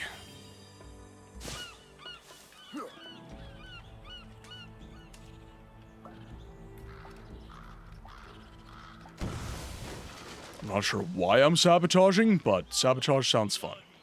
So we will sabotage. The guards become more aware when your notoriety is triggered. Ah, I see.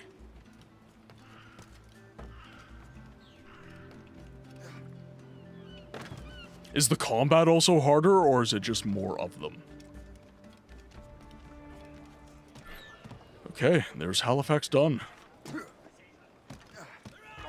Okay, we are sitting on quite a bit of loot.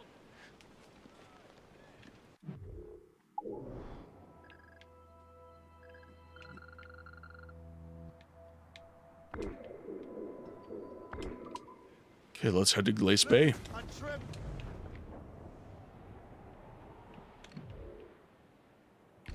Okay, we have a brig.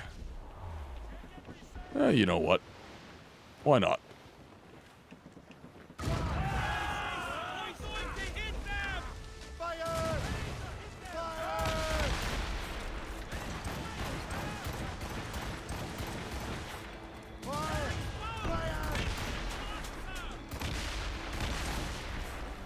Easy.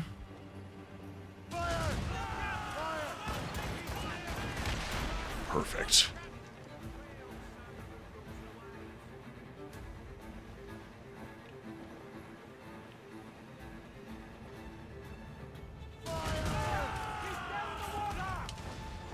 There we go. Hold B to board. Let's get in.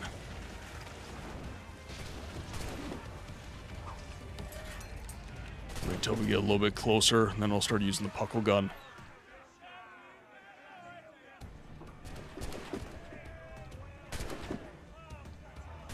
Okay, we'll wait for a little bit closer.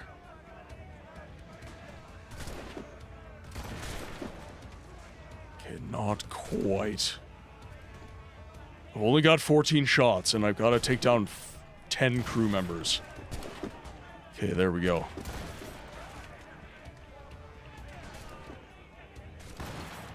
Oh, missed one.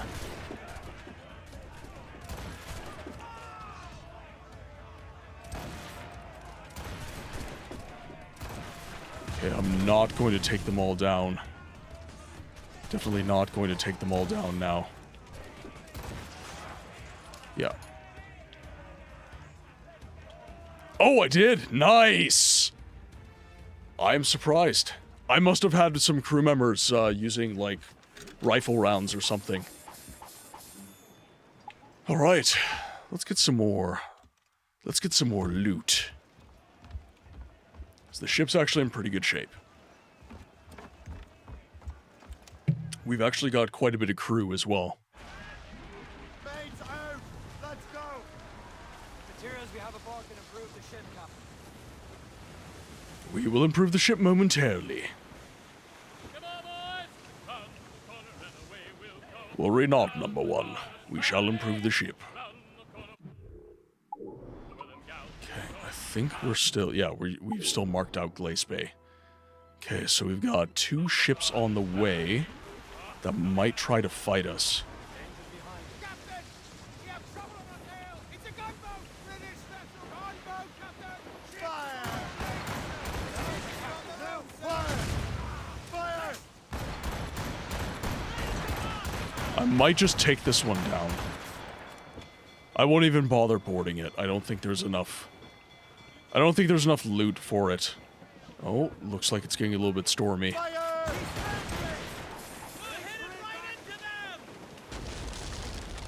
That's fine. Okay, we have another ship. Yeah, just another schooner. So I could take that down with the... Could take that down with this gun.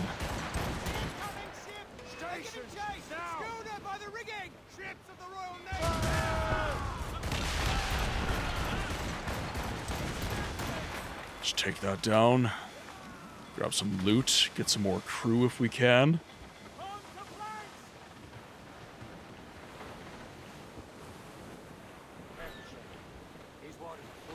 Just grab some loot. There we go.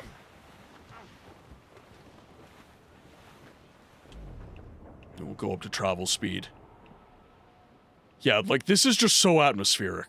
I love the ship. That aspect of the game is so good.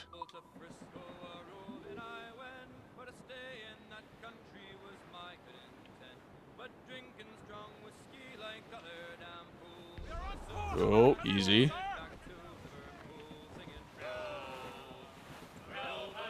Easy does it.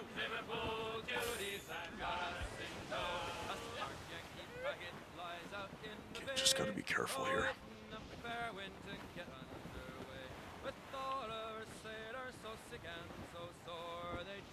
Yeah, no, I'm definitely interested in playing the Assassin's Creed franchise now. Like, this is definitely... I've always known that it was silly that I hadn't played the games. I've certainly always known that. It was just other games were always more compelling to me. But I've always known that I had to get to them. And that's why I kind of jumped at the opportunity when you voted for this game. I was like, you know what? Absolutely. We're definitely playing this. Okay, we are getting close to the 2-hour mark, guys, so I will be availing myself of my midstream break to top off my coffee and grab a snack. And I highly recommend that you guys do the same. But first, let's see if we can... Okay, up there. We have to get up here. Come on, let me... Come on. Ah, you bugger. We will climb up here then.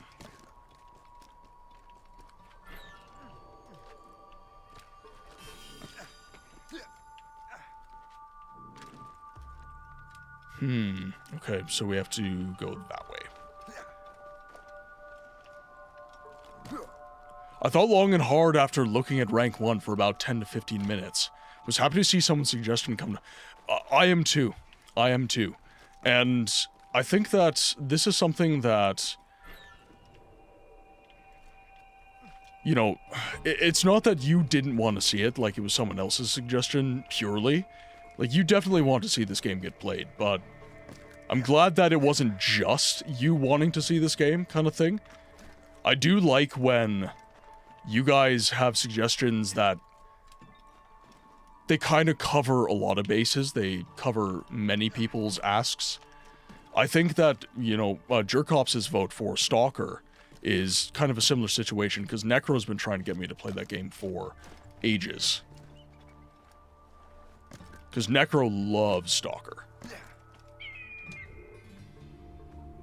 So these are suggestions that are going to make many people happy, not just you. And I think that's kind of what I'm trying to foster here, right? Which is that kind of community mindset. That whole idea of, you know, if you want to see the game, chances are somebody else also wants to see the game. So why not give you a way to recommend that?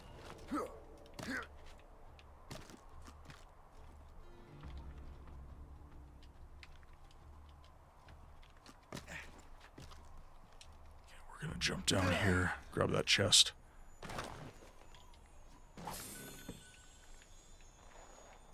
Okay, now let's grab that animus fragment.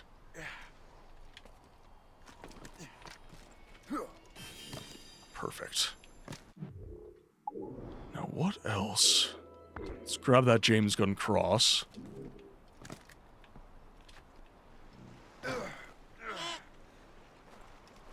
I swear to God, if the beaver attacks me, I'm gonna lose my mind. It's like, not the beavers too!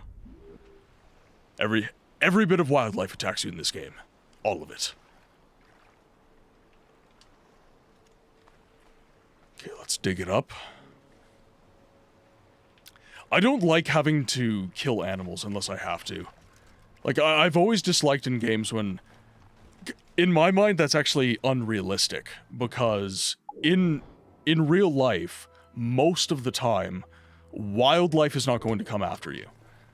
Now, of course, in this time, the fur trade is very active. You have to hunt to feed the people on your ship. So I acknowledge that it's actually realistic to have hunting in this game. It's very realistic. But at the same time, it's not something that a mechanic that I particularly enjoy in my games.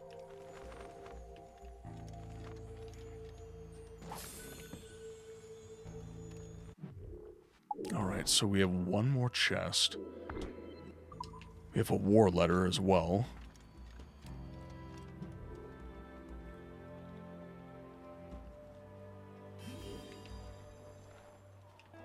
Okay, there are some munitions here.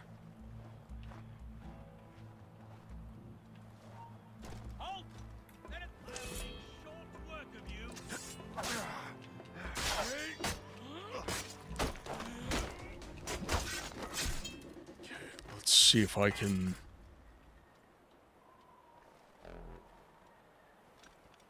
We'll pick up all his loot. And then I will... Can I pick up the body? There we go. Game Freak! Thank you so much for the raid. Just as ads are dropping. Just as ads are dropping. How's the Dagoth wave, guys? It seems a little bit louder than last time. I have been working on the volume a little bit. Hopefully it's not too loud now. Hopefully I have not gone too far in the other direction. Oh, you place him at God. How can you kill a god? What a grand and intoxicating... Absolutely perfect timing. Absolutely perfect timing. Raiders, welcome to the game library, where we give a voice to the voiceless games. My name is Martin, for those of you who don't know me. I'm a variety streamer with a channel that is focused on video games history and the preservation of that history through experience. Today, we're playing some Assassin's Creed Rogue. It's a viewer-picked game, and I'm having... Oh, you're in ads. You're in ads. Okay. Okay.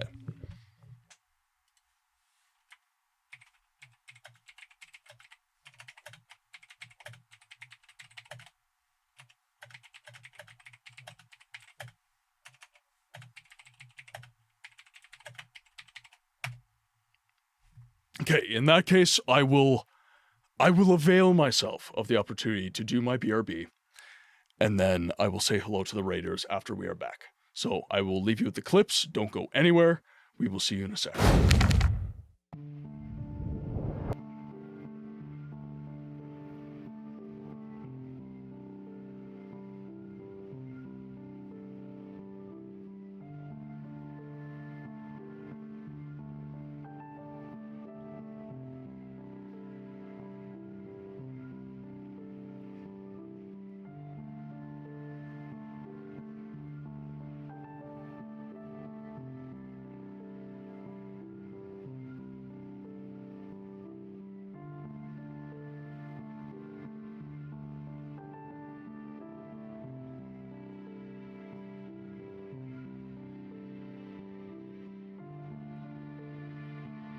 Again? Really? Right? That's good, Sigma. Can you sing? Now, if you'll excuse me, I have to collect foreskin for Dagoth. Yeah, Vivek mole-egged his ball. So much so that it made history. They wrote a book about it. The entire sermon is a prolonged allegory about post-nut Claire. Now, excuse me while I enjoy my high tea. Tastes like aristocracy. Oh, no, I can't. I can't do it. Oh, wait. I love how that's how you're gay. What the fuck? Suck on a glorious amount of all-American custard!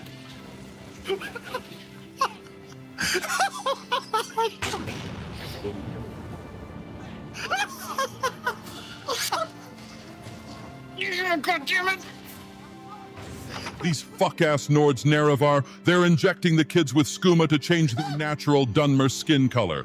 Are you telling me someone willingly slept with Amron? That motherfucker has been trying to find his rusty iron sword since the Second Era. Last words, a guy with a beautiful voice. He makes me melt. Ooh, woo. Ooh, woo. You're really gonna struggle getting down the mountain otherwise. So we're gonna help you, okay? Okay, are you ready? Ooh, they knocked the wind out of my balls. Well, okay, it's not a level 3 unrelenting force, so... You wanna know the best part about the Hist? Their entire existence is a pun. They're arboreal appearing entities that exist outside of space-time. They see all the timeline, forward and backward. They're Hist trees.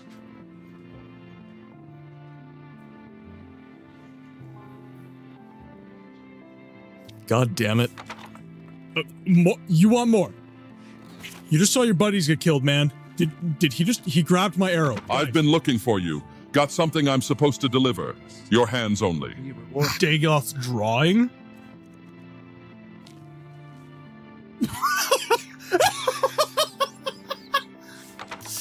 All right, I'm scared. I think I'm going to die, but we're gonna see how this goes.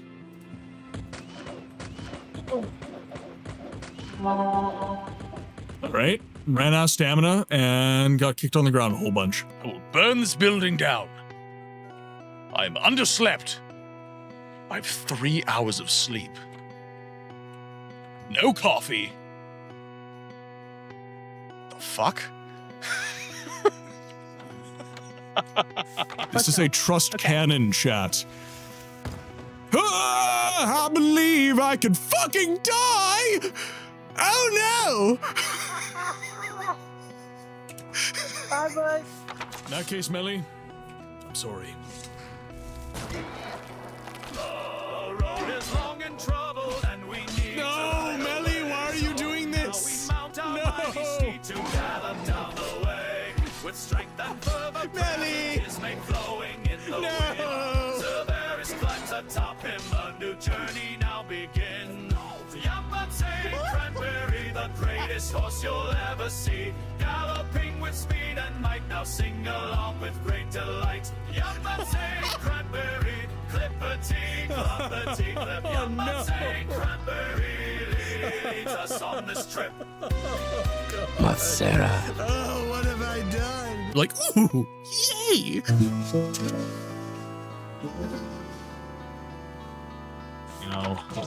Oh, what the hell? We've slain all the werewolves in this area. Come over here and kiss me on my... Okay, let's try this again, shall we? Thank you guys for dealing with the ads. It's not my favorite, but it does avoid pre-rolls when you hop into the stream. So Raiders, welcome to the game library, where we give a voice to the voiceless games. My name is Martin, for those of you who don't know me. I'm a variety streamer that focuses on video games history and the preservation of that history through experience. Today we're playing some Assassin's Creed Rogue, one of the lesser-known games in the Assassin's Creed franchise, voted for by one of our lovely viewers. Game Freak, I hope that you absolutely had an amazing time in Pokemon Emerald. It is one of my absolute favorite games of all time. I love Emerald version. Absolutely love Emerald version. However, I do not want to sell a kidney so that I can afford a copy. I do not have a copy anymore. I only have Pokemon Sapphire these days. Not from Pokemon in general, but from Gen 3, I've only got Fire Red and Sapphire. I would like to get Leaf Green and Ruby and Emerald, if I can. But that alone would be like $1,000 just for those games. That would be like $1,000. They're way cheaper than English. Yeah, but like I want the copy. I do want the English copy. I know the Japanese games are cheaper, and eventually maybe I will grab a Japanese copy, but for now I'm just gonna save up my shekels, and eventually I will get an English copy of Pokemon Emerald and stuff. But I also there's something about actually having the experience, of playing on an SP or something like that I really enjoy. I tried to emulate on my PC. I tried to use like a Game Boy emulator, and I played Emerald on my PC, and it just wasn't the same, honestly. It didn't feel right to me. If I'm going to be playing those games, I kind of, I want to be on original hardware kind of thing. Which is what you're doing. I did see, Sammy and I were talking about this previously, but there is a, what is the company's name? I think it's Epilogue. I think the name of the company is Epilogue, and it's like a cart reader for Game Boy carts. Yeah, that's exactly what I'm talking about. Yeah, I think the company's called Epilogue, and they actually make like a cart reader for the Game Boy, and they have a software you can save your saves so you don't have to worry about your battery, all sorts of different stuff. That, I think, yeah, Game Boy Operator. Yeah, that's exactly what I'm talking about. So I think that would be something I'd be interested in exploring, but they also make a SNES operator. Ooh, that I'm interested in. Like, if I can get a cart reader that allows me to play my games locally on my PC, that is something I am interested in. Obviously, I do have a capture card, and like all this, under my Bulbasaur here, actually, under my Bulbasaur back here, I do have like a switchboard with all my AV cables plugged into it, so I can I can stream from this rig back here rather easily. But at the same time, if it's a little bit easier for PC, the GB operator seems like a good play. You have the GB operator and love it so far. Yeah, okay. I might have to grab that then. Because that seems like a very good way for, like, we talk about game preservation in the channel, right? And right now, because of the way copyright laws are structured, we're kind of in a situation where each person is their own preservation library. Like an archive is not really safe right now, because of the way copyright laws can just kind of swoop in and just take all this away. But currently, you are allowed to rip ROM and emulate your own copy for your own entertainment. Under the law, you're allowed to do that. So each person being their own, like, preservation library is currently where we're sitting, which is, I always tell people, your physical media is not true preservation for the masses, but it's better than nothing. It is better than nothing. So stuff like the GB operator, the SNES operator, I'm assuming they're going to do an NES operator. They're probably going to make like what they really should make is this one, like, super machine, like just one bus that will do, like, Sega Master System, NES, SNES, and Game Boy. They should just make a one-stop shop that does all those different carts and the software that will read all of those. I think that would definitely be kind of an ideal situation as far as that stuff goes. All right, let's dive back into the game. We are currently just exploring a bunch of different settlements and trying to get a bunch of collectibles before we move on in the story. All right, let me get my earbuds back in, because I did just pop in right after ads were done. All right, now let's grab some ammunition here. You there! Stop! I wonder if I can... Okay, good. Lose us that easily. Get back here, you filthy swine!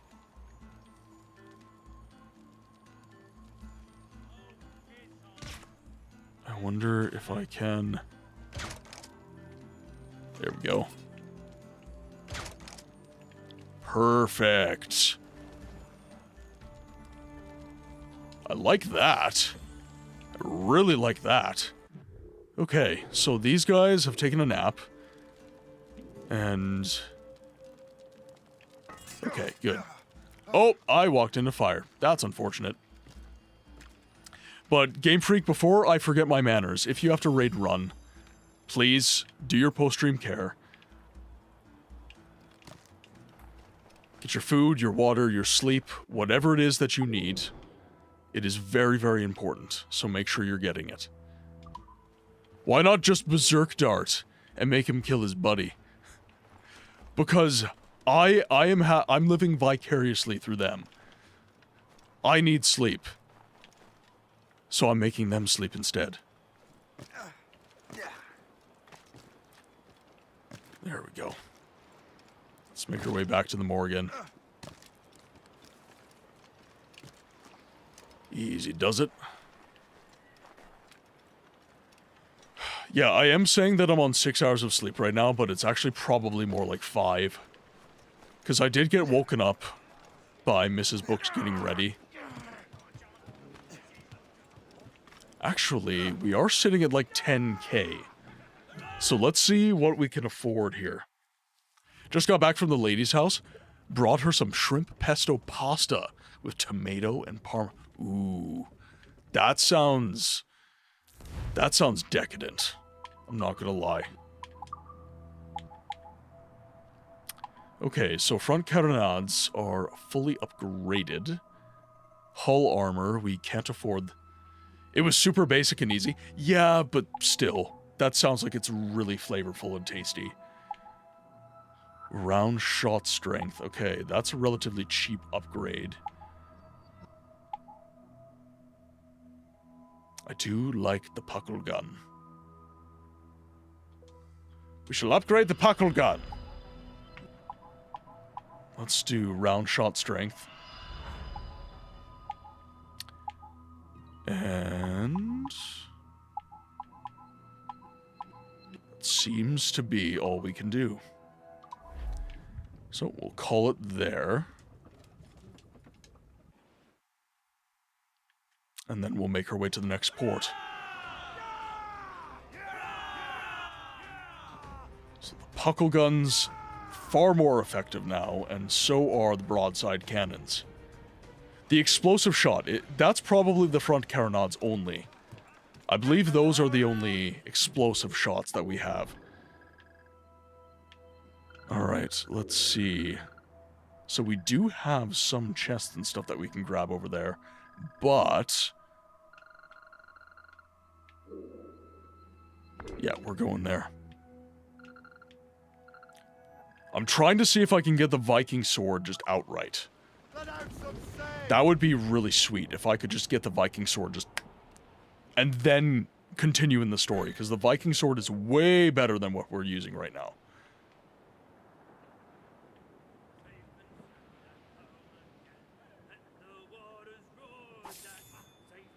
Alright, we have a sink goal.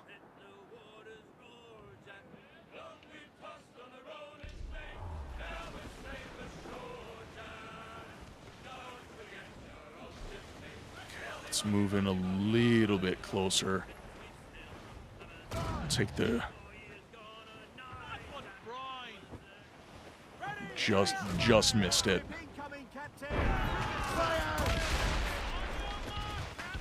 Easy.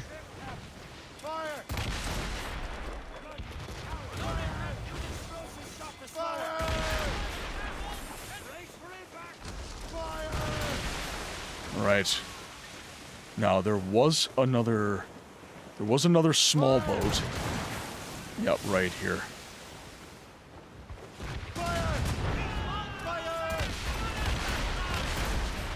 Okay, that guy is done. Okay, so prisoner of war ship, now we have to board.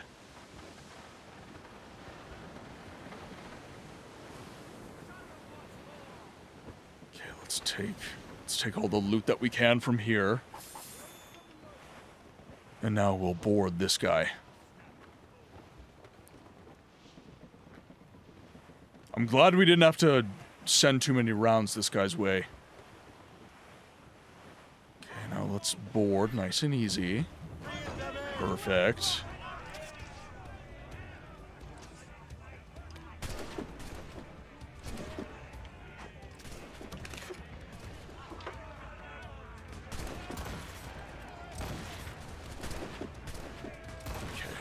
Ooh, almost. Enemy crew.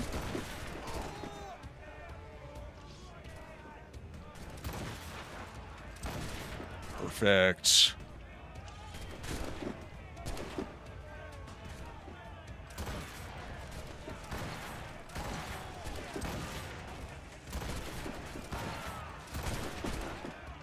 Okay, there's the enemy crew taken down, so now I just gotta take down the captain.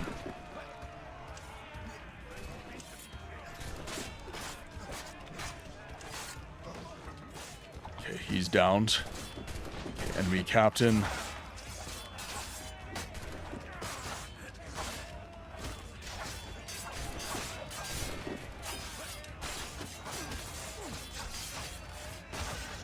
Oh, okay.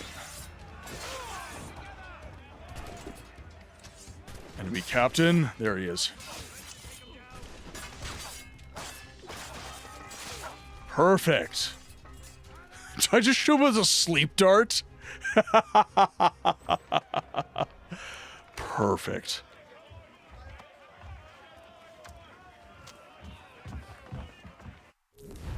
There we go. Oh, that was quite a bit of loot. Yeah, because the more POWs that survive, the more gold we get. That's right.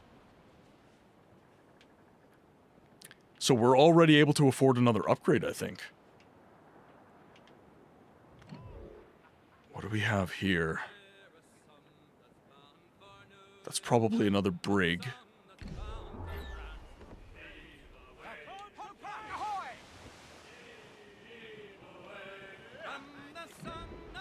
Yeah, that's a brig.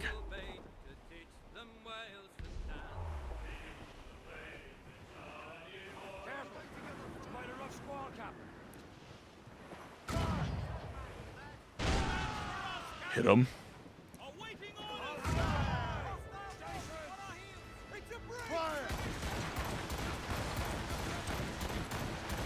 Oh, he's not happy with me.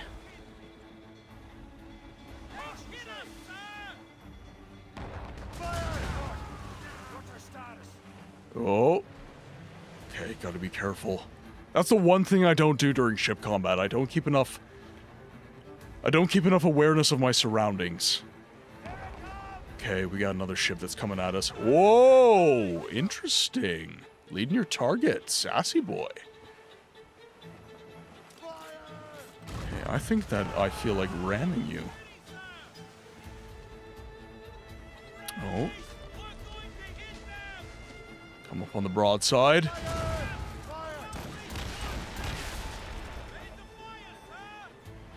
Okay, easy. On the broadside guns again. Okay, now we can board. A brig, I think, is 900 pounds. So we'll board right away, and we'll collect... We shall collect the filthy loot. And a brig crew is only 10 crew members that I have to down. We get 15 puckle gun shots.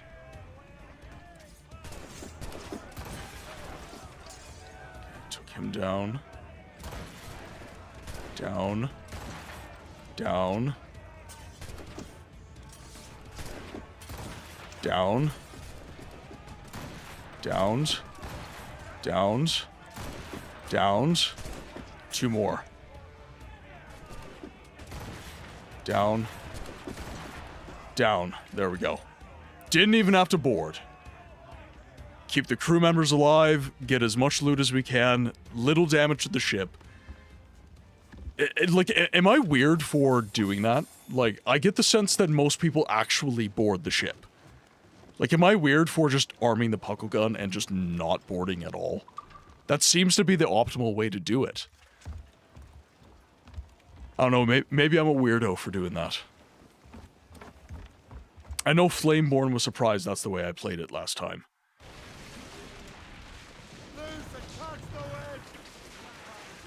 Alright, I don't think that we have... Don't think that we have anything else coming after us right now. Let's just head to port and we shall grab all the loot.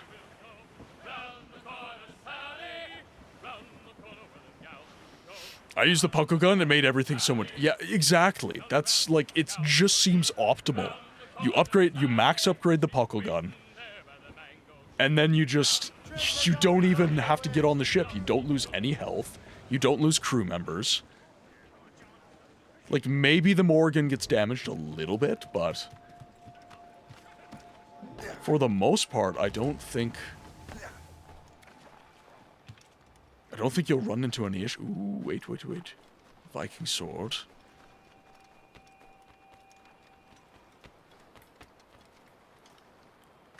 So how many pieces are we away?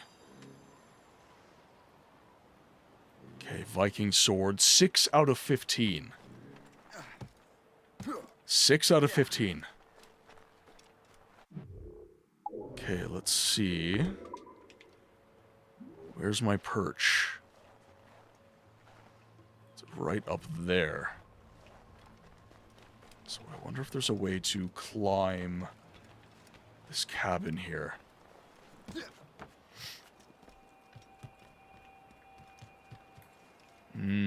Doesn't appear to be. Okay, so we'll make our way inland a little bit. And we'll see if we can find anything.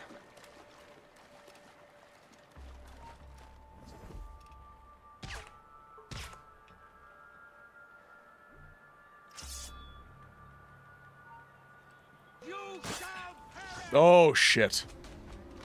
Of course.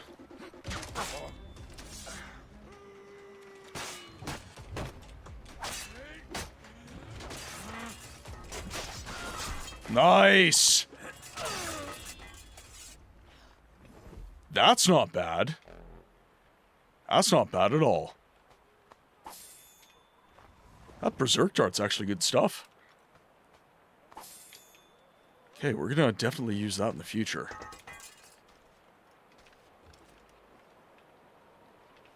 I'm not gonna loot that guy's ammo, because that might glitch. Can we free you?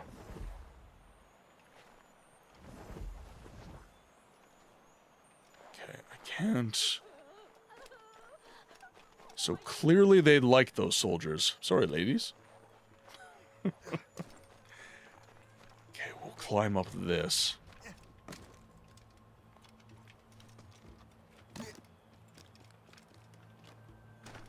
Yeah, perch is right there. Perfect.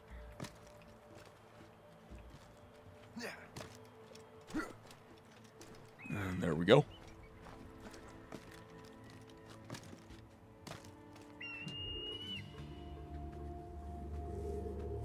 So I wonder if all the Viking sword fragments are in this area.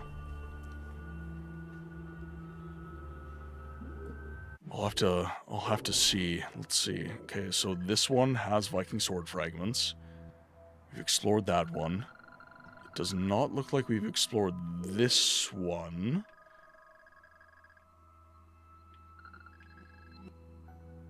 And, like, we could be fast traveling. Like, there are more optimal ways to do what we're doing. But I kind of like the fact that we're exploring every area a little bit. Like, I'm just seeing more of the game this way. Okay, so no Viking sword fragments there. Doesn't appear to be any here either.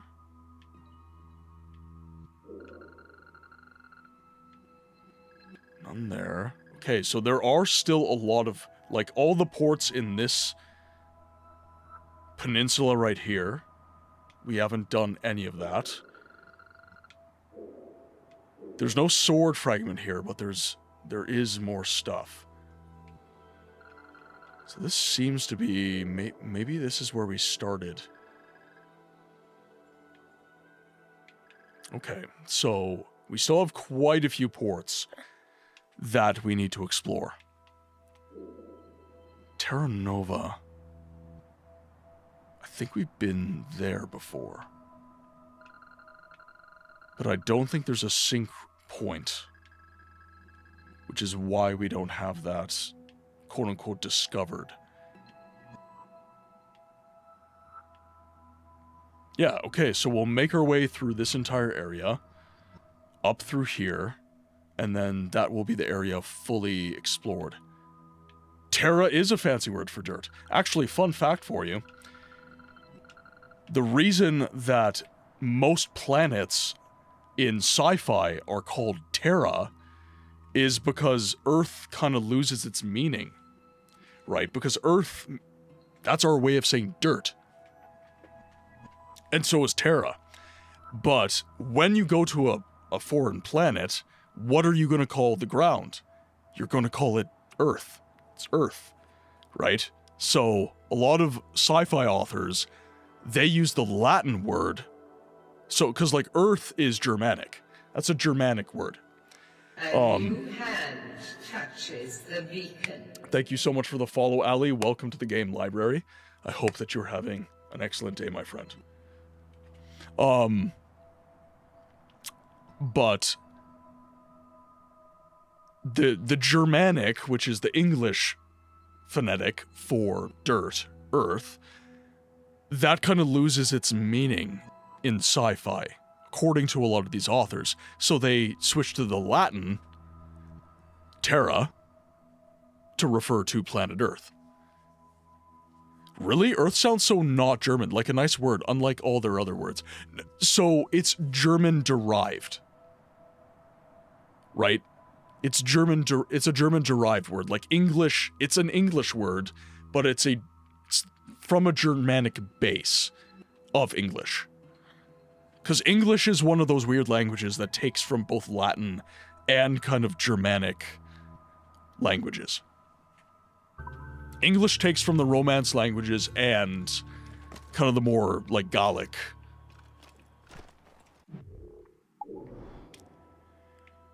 Okay, now that we've discovered this whole area, let's go to the chests.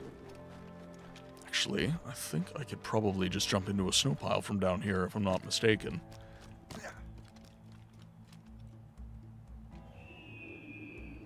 Yep, there we go.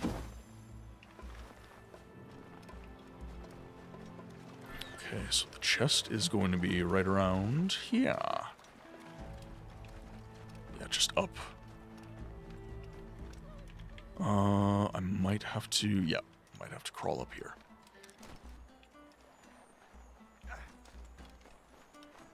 But I was reading on, I think it was an analysis on Frank Herbert's Dune. And it was either him or Brian Herbert that gave that as the reason that they swapped from Earth to Terra in the Dune universe.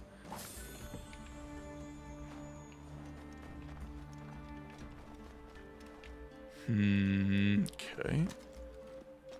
So we'll do this. Oh. Sounds like somebody knocked on the door. I will be right back, everybody. Really? All right. It's good, Sigma. Can you sing?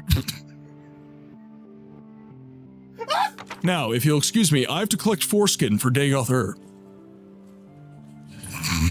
Yeah, Vivek mole-egged his ball. So much so that it made history. They wrote a book about it. The entire sermon is a prolonged allegory about post-nut Claire. Now, excuse me while I enjoy my high tea. Tastes like aristocracy. Oh, no, I can't. I can't do it. Oh, wait. I love how that's how you're gay. What the fuck? Suck on a glorious amount of all-American custard!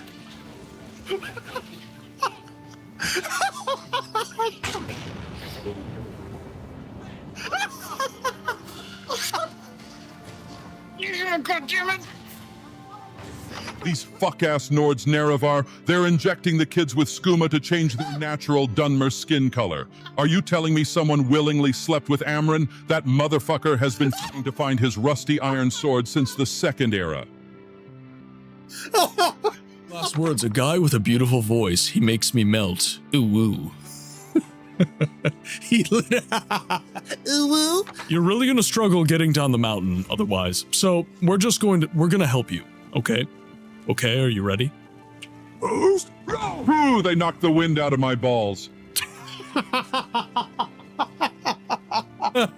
Well, okay, it's not a level 3 unrelenting force, so you want to know the best part about the Hist? Their entire existence is a pun. They're arboreal appearing entities that exist outside of space-time.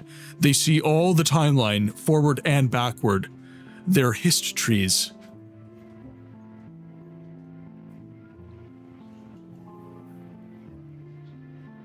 God damn it. You want more? You just saw your buddies get killed, man. Did he grabbed my arrow. I've been looking for you. Got something I'm supposed to deliver. Your hands only. Dagoth's drawing?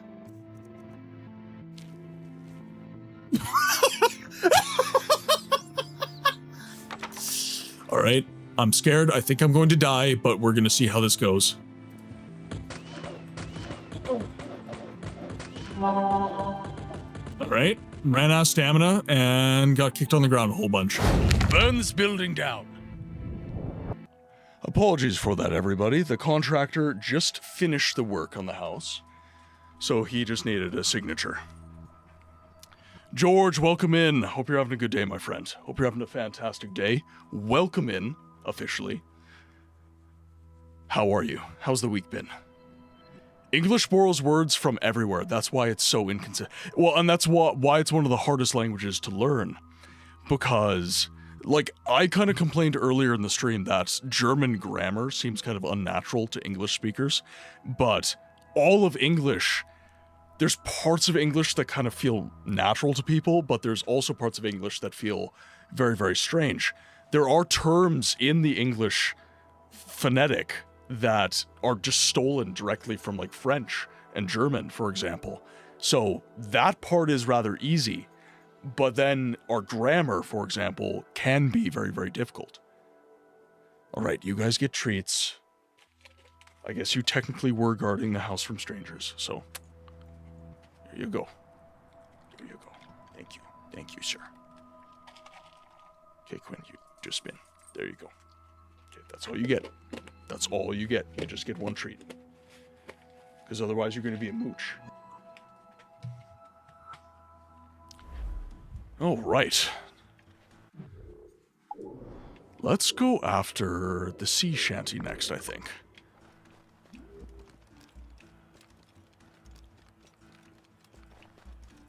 Yeah, the sea shanty's right here. Going to have to aggressively go after it. There we go. Perfect. That went very well, actually. I was expecting that one to get away from me. Okay, so let's go after this guy. Let's go after that guy. This was that one level. Oh, it's all the way over here. Honestly, I should have expected that.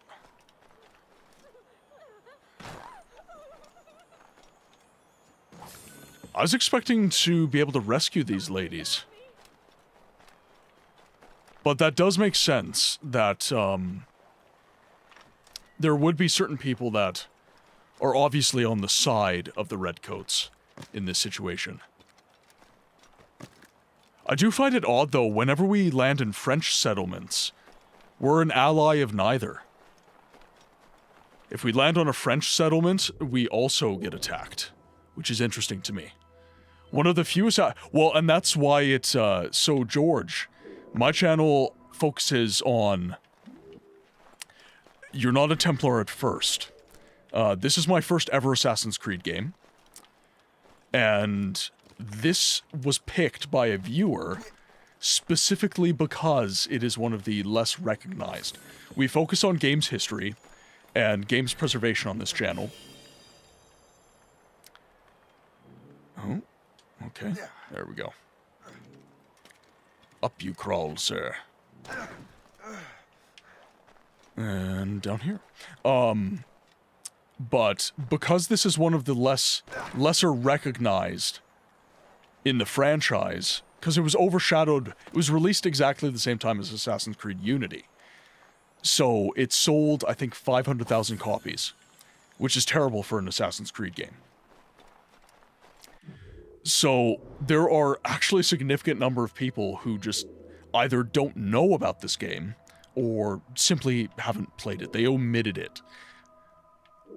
And actually, I find it more interesting when people omit it, because this game plays, from what I've been told anyways, exactly like Assassin's Creed 4.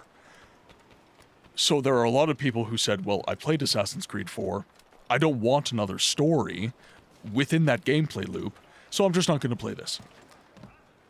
So there are lots of people who just haven't played Rogue,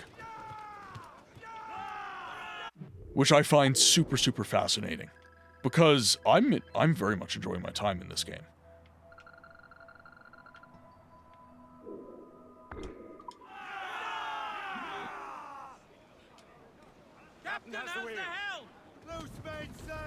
I think people will have to correct me on this. Again, I'm not one of the initiated, but I think a lot of people, once Assassin's Creed swapped to that kind of new modality of gameplay, the RPG-focused gameplay, I feel like a lot of people just kind of checked out. They stopped caring, kind of thing. And ultimately, I think that's why they ended up switching to the new gameplay loop. Because they just weren't selling the... Like, this is Ubisoft's cash cow. And if they're not selling the number of units that this franchise warrants, then changes get made. But I think that these games are special because they're so obfuscated. Herring, get straight to land, Captain! Blues up. These are sticks. Did I not? Oh, come on, let me dock. Oh, am I getting noticed right now? That's probably why I couldn't, On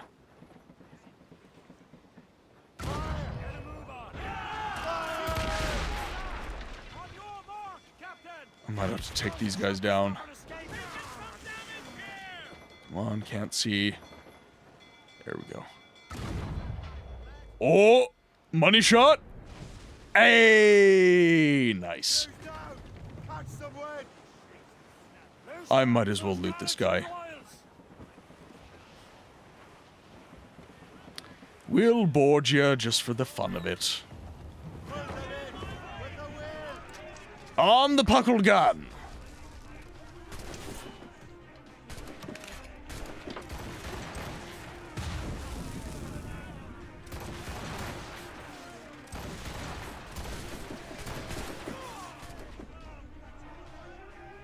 Okay, I can't get him on that puckle gun, but I probably can get him on the other one.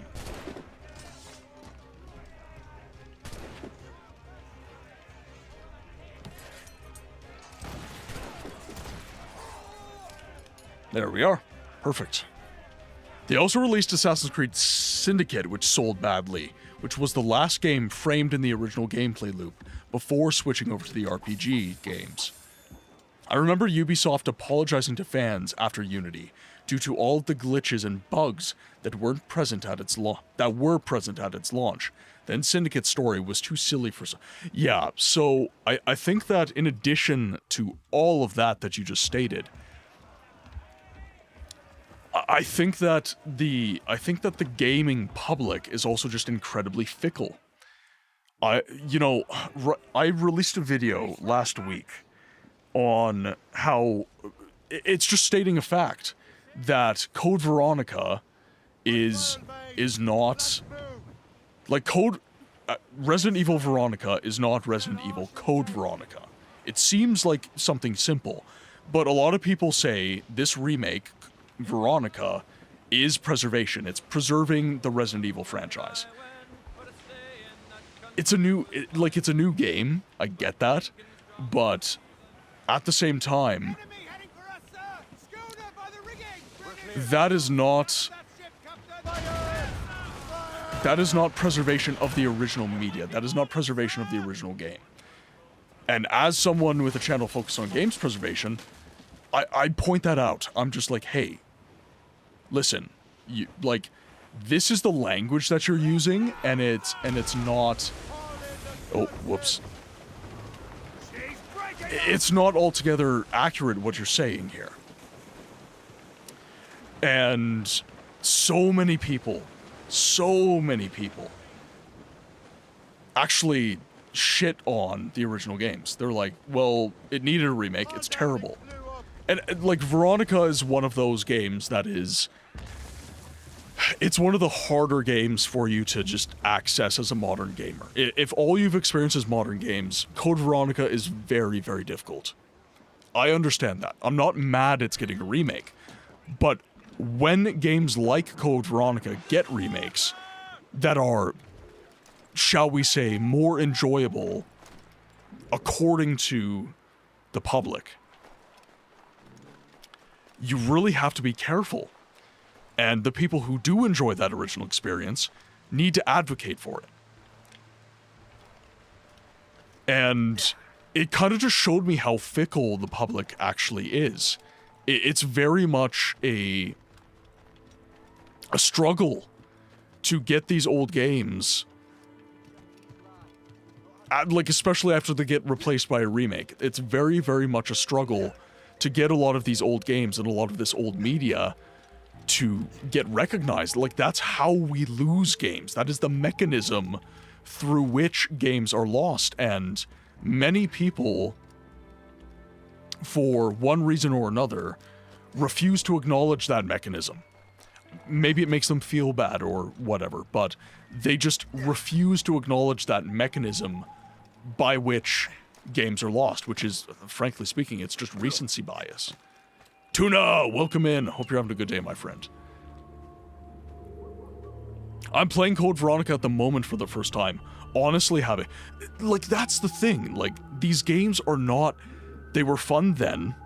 They are fun now. But people need to be shown that sometimes. People need to be... And, like, fun for me is not necessarily fun for you. This is a very subjective... Audie's stalking. Audie, welcome in. I hope you're having a good day. Rogue has been very fun. The mechanics that I'm really enjoying in this game are just, like, looking for the stuff throughout the game world. I really, really do enjoy that. Taking the ship around. George is trying to take over my life. Easy now. Easy now.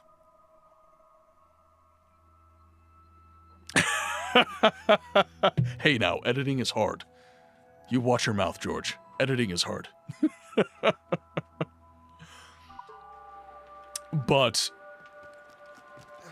this is, like, and Audie and I have talked about this in the past. I've talked about this with a lot of different creators, and there's lots of different takes, right? And I think everybody's got a kernel of truth to what they say.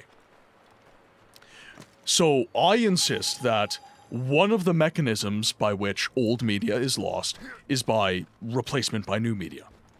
I don't think that is... I don't think that's changing the world, that take. I think that's pretty self-evident. But at the same time, that new media, that remake or whatever, that can also introduce people to that old media. That is also a legitimate take. That is also a mechanism for some people.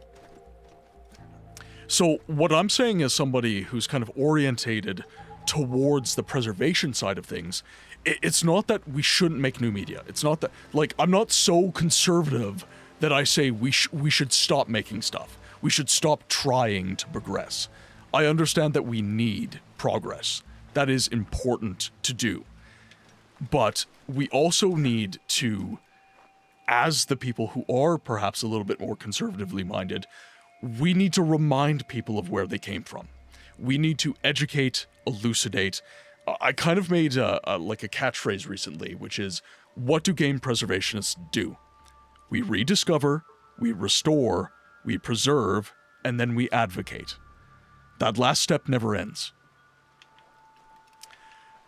And I think that a lot of people take that they take that opinion that I have, which, like, again, I don't think it's an attack on anyone, but many people, because, I don't know, maybe it feels like I'm pointing a finger at them, like, you're contributing to the remakes, so I'm blaming you for this. We all contributed to this. I'm super stoked that Code Veronica is getting a remake. I agree that many of the mechanics have aged. The game has aged. The mechanics are going to feel dated. That's factual. But that doesn't mean the game didn't do anything good. That doesn't mean the game didn't affect culture in a certain way. And that is what I'm trying to focus on. Game preservation is not about just the games. It's also about the very human stories that are attached to these video games. You know, people devoted years of their lives. People didn't see their families so that these games could get made. And, like, call me crazy, but I think that deserves a little bit of recognition. I think that deserves to be talked about, to be remembered. And the game is the avatar of that. The game is one of the ways that we can acknowledge their contribution. And Resident Evil is admittedly a bad example because it is quite well preserved, but because it is an accessible example, it is one that I could use, and a lot of people are going to recognize what I'm talking about. You know, if I talk about one of the early Square Enix games, like Lufia, a lot of people are not going to know what I'm talking about. If I say Kudelka, a lot of people are going to be like, what? Because it's not necessarily lost media, but it is media that has 100% been obfuscated by the passage of time, and is 100% locked in original hardware. And, you know, you might be like, oh, emulation, but emulation, if it's not your copy that you're emulating, you're technically breaking the law. And that's not, in my mind, that is not a safe source of preservation. You need something that is... You need something that's not going to get taken down. Fundamentally. I would say for certain titles like OG RE4 wouldn't be overshadowed by RE4 Remake, but yeah, majority of the time, the modern game will be new meta for a majority of gamers. Yeah, 100%. Kudelka is obscure enough that when I saw people playing it, I thought it was one of those indie games that mimic PS... 100%. 100%. I like that along with the new Ace Combat 8 game, they're apparently relaunching Ace Combat 0 as well. Yeah, like, it'll never happen, because it's hard to do this, but I would love if Veronica would be shipped with Code Veronica. Like, if we could get a copy of the original game with the new game. I really think that would be amazing.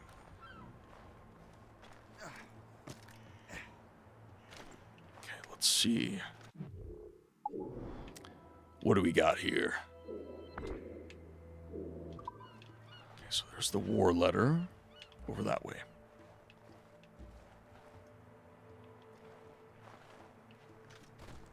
Question of the day really depends what kind of stress I'm having at the moment, but it's very rare that I have stress / get stressed out. I mainly go to music or Mountain Dew instead of games, because if I play a game while I'm mad, it won't turn out good for me, for various reasons. Yeah, so I was thinking more like stress in terms of like, you know, you're just a little overwhelmed type thing. And when I'm in that place, I go to Minecraft. Minecraft is just very zen.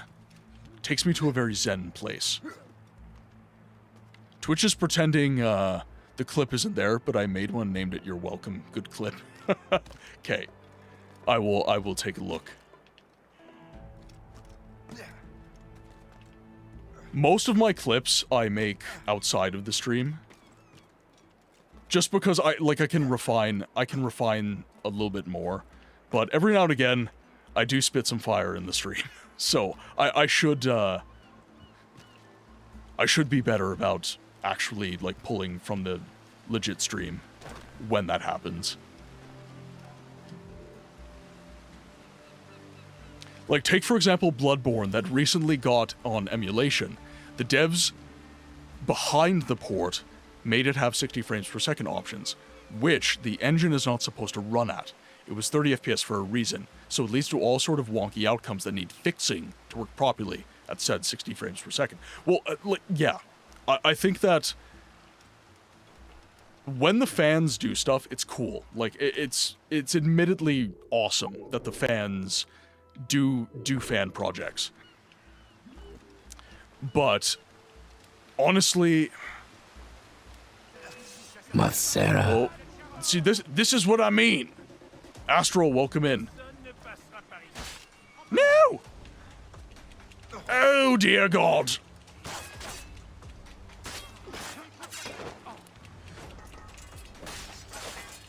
Oh!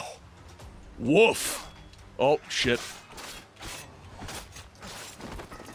Gotta work on my timing. There we go. Oh, it's fine, Quinn. It's fine. Ooh, gotta step back a little bit, I guess. Audie, thank you so much for tuning in. It's great having a little chat. Hope you're having a good day, and we will talk to you on the next one. I'm really excited for the remake of Legend of Zelda Ocarina of Time for Switch 2. So I'm playing the 3DS version of it for the first time. Like, I think that each of these games contributes to the history of each franchise and each game. But honestly, like, when I say a game doesn't need a remake, what do I mean when I'm saying that? I'm saying that the gameplay mechanics have not aged poorly. I am saying that it's a very historic game that, like Ocarina of Time, we have to have a conversation about it not needing a remake is a situation of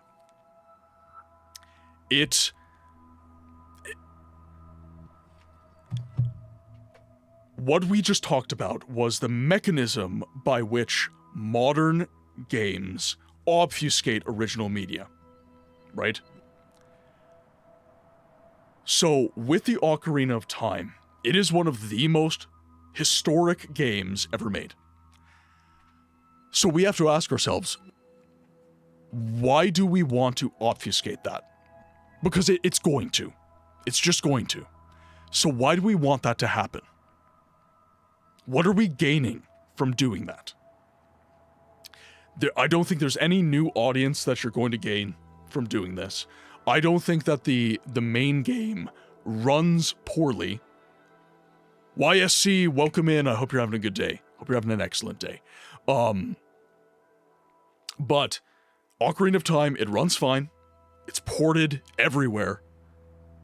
It's historic, so it should not be obfuscated. So what are we gaining from doing this remake? What is this adding to the conversation of Legend of Zelda? What are we gaining from remaking Ocarina of Time as opposed to simply just making another Legend of Zelda game? That is a legitimate conversation that we need to have. Because when it comes to games preservation, new media obfuscates old media. It just happens. It just happens. For good or ill. So we need to be calculated. We need to not be flippant with these remakes. Assassin's Creed Rogue is like Assassin's Creed 3 plus Black Flag, 100%. This is also my first Assassin's Creed game ever. This is my first Assassin's Creed ever. So, YSC, my channel is focused on games history and games preservation, as you might have gleaned from that little conversation we were just having. And this was a viewer pick game. It was the first viewer pick game on the channel. And I am very much enjoying it. It's making me want to go back and play some of the older Assassin's Creed games. Oh, we gotta stay out of this guy's range. Try to stay out of sight. Okay, I think we're okay.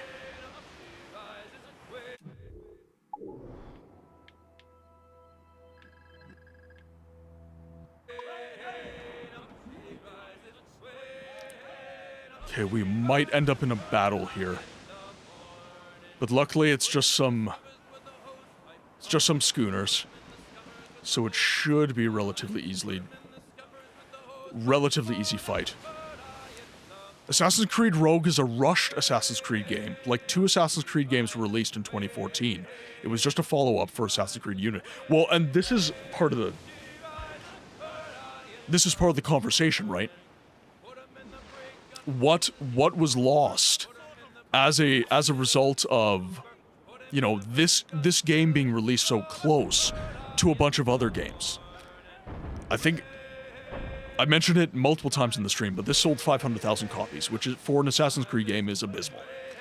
And this was also in an era, people forget this, but this was in an era where Assassin's Creed games were, people were kind of feeling the old modality was getting stale. They didn't want to, we didn't hit this guy. Perfect. But a lot of people thought this type of gameplay was getting pretty stale.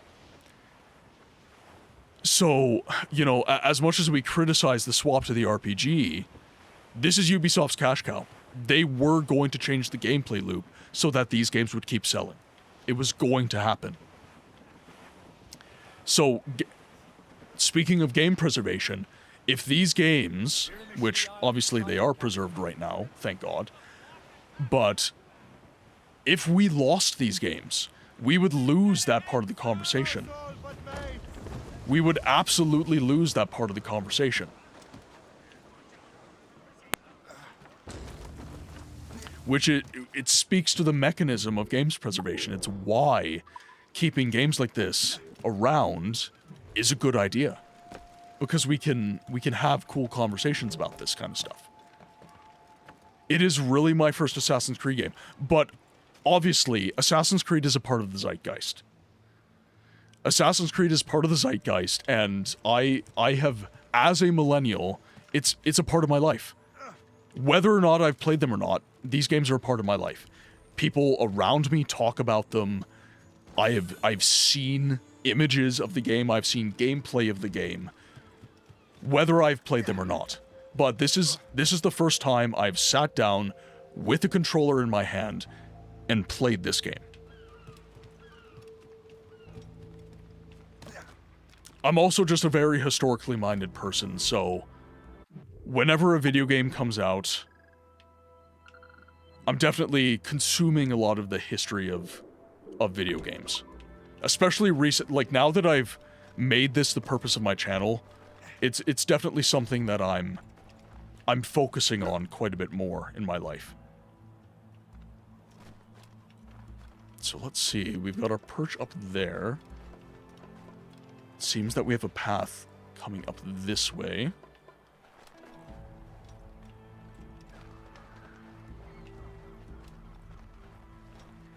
So we're still sitting at 6 out of 10 Viking sword fragments. I was kind of hoping we'd get a few more today, but it looks like... then you should play Assassin's Creed Black Flag Resynced coming in July. Yeah, Black Flag is often regarded as the best Assassin's Creed game ever made. Yep. Oh, did I seriously just miss that? Ah! Bollocks. Yeah, and this was kind of why the member of the community that voted for this game as their viewer pick, the reason for that was because they want me to kind of get more in tune with the history of Assassin's Creed. And this game is definitely... I think that Rogue is a good introit for someone like me. Again, somebody a little bit more mindful of video games history, someone a little more mindful of lost media, or endangered media. This was a very, very good intro to the franchise for me. Oh. So let's pop up if we can. Because we do have a sync point. There we go. There we go. So we'll pop over this way. And actually, I've made a couple videos speaking to Black Flag as well. And again, like, even though I haven't played the game, I can speak to the mechanism, right? And with Black Flag, a lot of people are going to regard the remake. We were talking about Veronica earlier in the stream, Resident Evil Veronica. And a lot of people are going to regard that as a superior game. They're going to say, screw the original game, we're going to play the new one. Black Flag is going to be in a similar situation.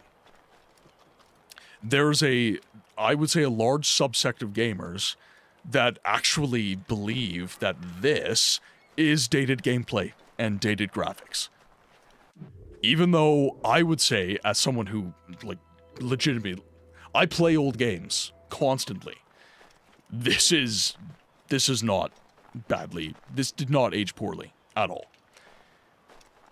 But there are some people that will think it has, inevitably.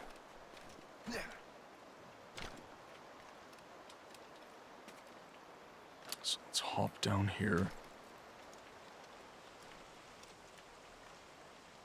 Is it... Oh, there's another drop. Okay, let's do the other drop. Ow. Grab the other war letter. Rogue is also a great end cap for the Kenway family stories, Assassin's Creed 3, Black Flag, and Rogue. Well, and I would argue that there's definitely some jank, and like whenever somebody says, "Oh, well they refined the gameplay in this new game," and it's like, well, of course they did. It's a brand new game. Hindsight is 2020. They know what failed in the original game. Like to say that you're not getting a superior game with one of these remakes. First of all, that's subjective. That's completely subjective. But you're in a situation where I'm not really interested in whether or not you're getting a quote-unquote superior gameplay experience. I'm talking, again, games preservation is about the human stories. It's about the game, but the game is the avatar to the history that it represents. The developers who, again, didn't see their families to get the games made. Game dev is hard, guys. The hours that are expected, like Morrowind, one of my favorite games. That game, everybody was working until like 3 in the morning on that game. Sleepless nights, layoffs, just an immense human toll to get one of the most immersive and effectual games that has ever been made. There's a human cost to what we enjoy. And we can't forget that. We are obligated not to forget that. You know, it's not like I'm saying these game devs are war veterans or anything, but frankly speaking, think about it within the context of your own life. Would you want somebody to forget your deeds? Would you want someone to forget the great things that you've done in your life? Like, Morrowind was a monumental achievement. Like, should we forget that? Just because it's quote-unquote a dated game? And we can't forget as well, with games preservation, we can literally interact with the history. We can touch it, we can feel it, we can see it. I think that's very important, and it's very understated. My biggest concern with the Black Flag remake is how they will be adding and subtracting characters from their stories. 100%. Every time a game is redeveloped, it is changed. For good or ill. Yes, gameplay loops get changed and all that stuff. But that change is absolutely going to make it a different experience. And we need to have an honest conversation with ourselves about that.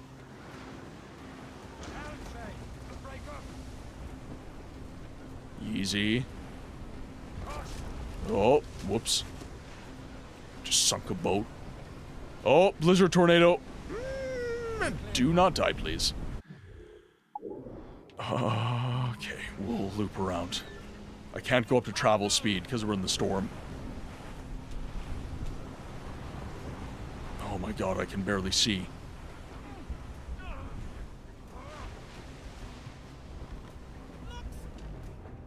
Okay, we can get up to travel speed. Let's get out of here. Let's get the hell out of Dodge. And some devs are still involved with the game modding scene of more. Well, exactly. Exactly. In addition to that, though, a lot of people are like, well, the remakes see a vision. What the devs weren't able to do with the original, they can do with the remake. That's okay, provided the devs actually come back. Most of the time, they don't. And if they do, it's like one guy, normally the director of the project. So yes, you know, it's like if Kojima came back to remake Metal Gear Solid 1 in the modern day. Sure. And that's fine. Like, that's fine. If Kojima wants to do that, I'm not saying he shouldn't do that. I'm saying that his original work still matters. Even if Kojima comes back to remake Metal Gear Solid 1, his original work still matters. It's still an important part of history. What he was able to do on the PlayStation 1 is still important. It's still essential reading for a gamer. Like, what they were able to accomplish in that game was absolutely immense.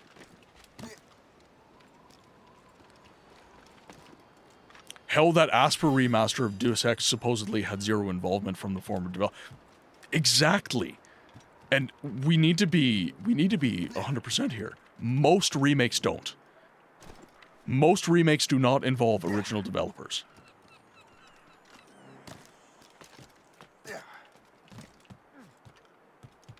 Come on. There we go. Got the shanty. Okay, do we have any prosperity? We do.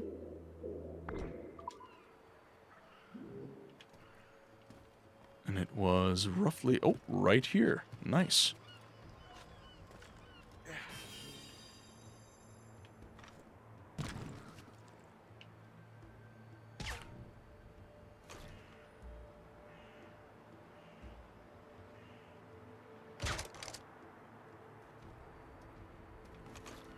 A little too far away,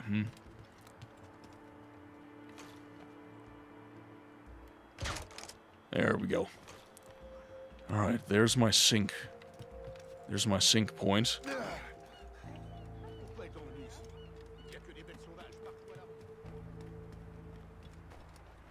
I do wonder why the French attacked me as well, though. That is curious to me.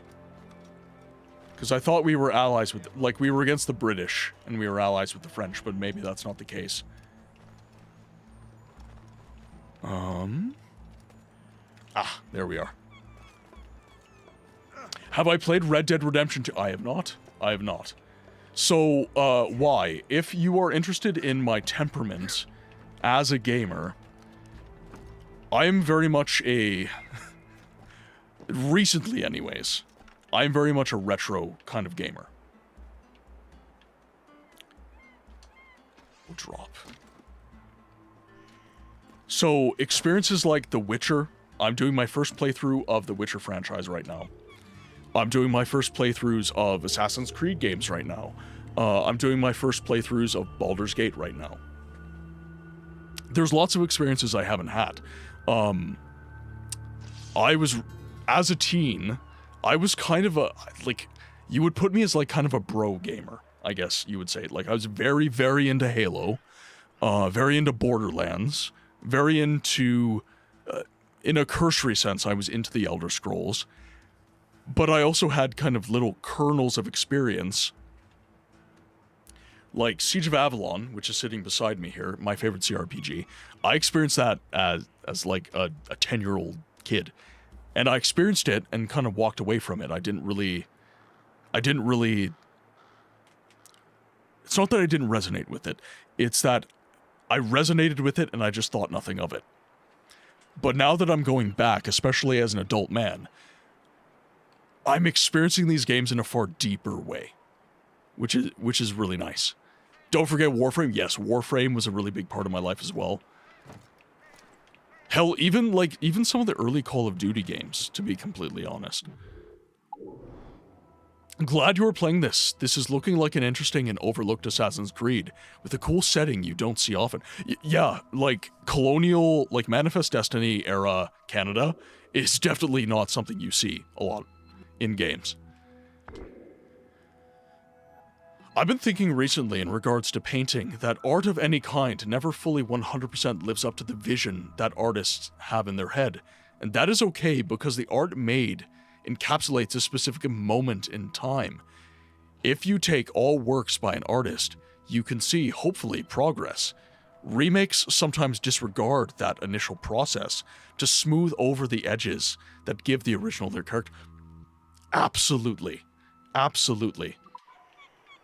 Like, that is, you know, Da Vinci sees the Mona Lisa, and what Da Vinci sees is a work that he can perfect. Because of course you can. Of course you can. Everybody can perfect things. But after the Mona Lisa is made, it's not about that anymore. It is about the impact that game has made to culture. It is about the impact that game has made to history. To be completely honest, it is not about you anymore, as the artist. Metal Gear Solid 1 and the impact it made on gaming is no longer about Kojima. What Kojima wants doesn't matter in some ways, because his game affected people's lives. His game changed the way that people thought about video games and what was possible. And if you lose that video game, you lose that part of the conversation. So what I'm saying is that Rohan, you don't have to watch the stream if you don't enjoy that. Just like straight up, you do not have to watch the stream if you're not enjoying it.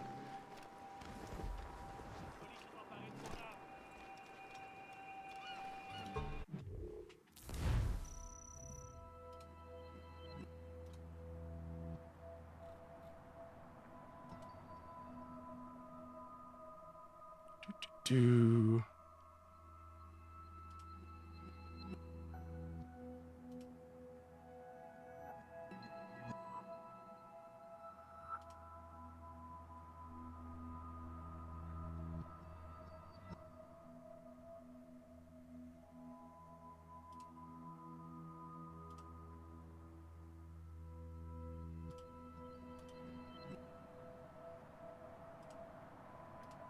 There we go. Sorry about that, guys. I do not have moderators on YouTube, and I just had to deal with something.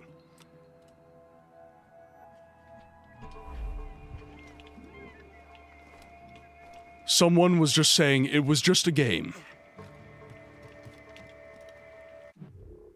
And they're right. To them, it is just a game. That's absolutely true. To them, it is just a video game.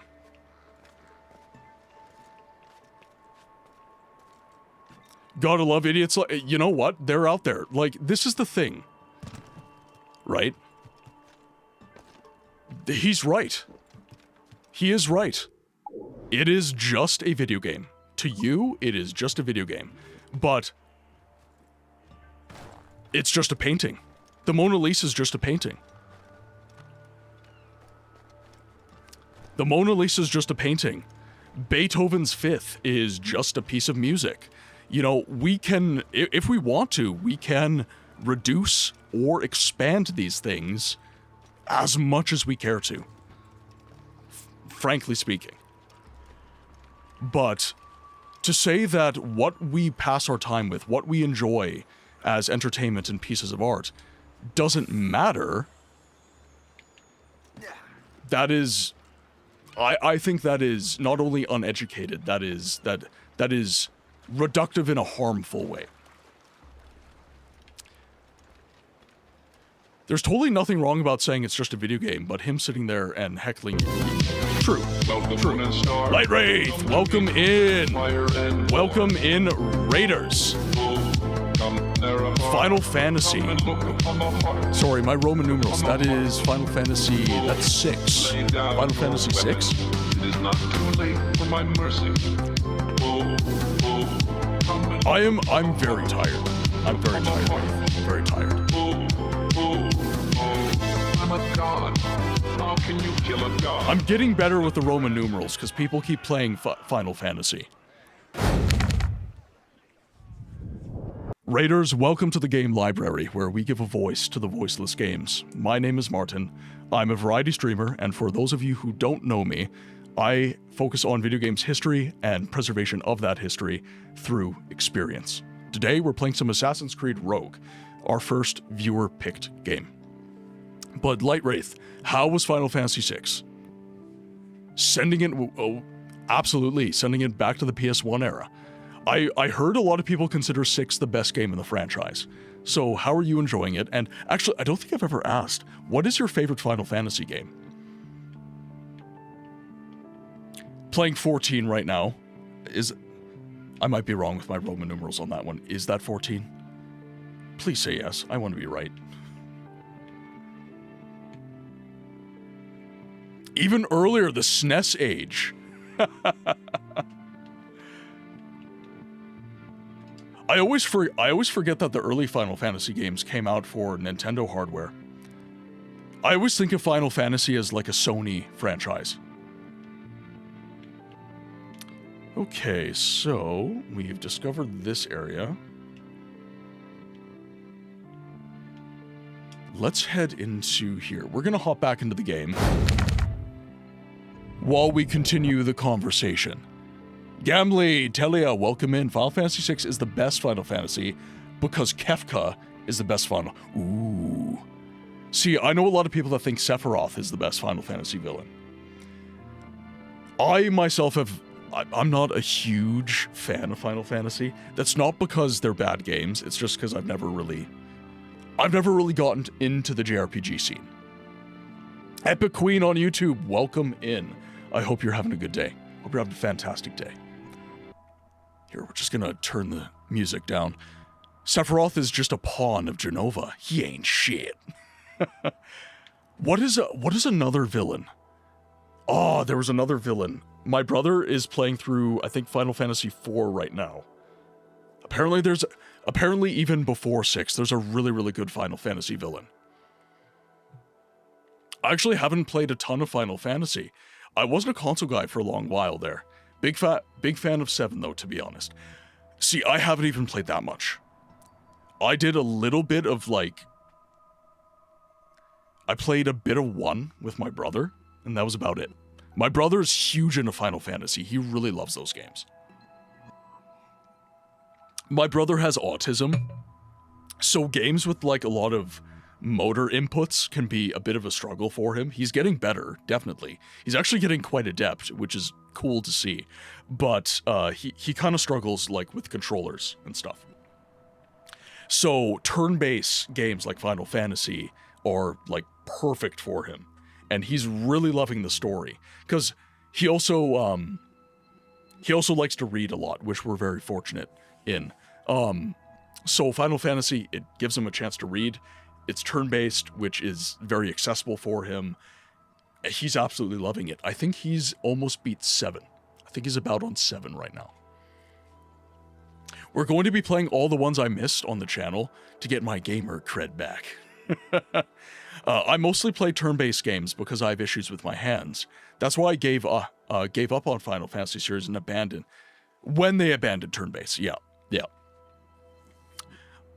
Honestly, if we're talking about my temperament as a gamer, my favorite games are the Elder Scrolls games.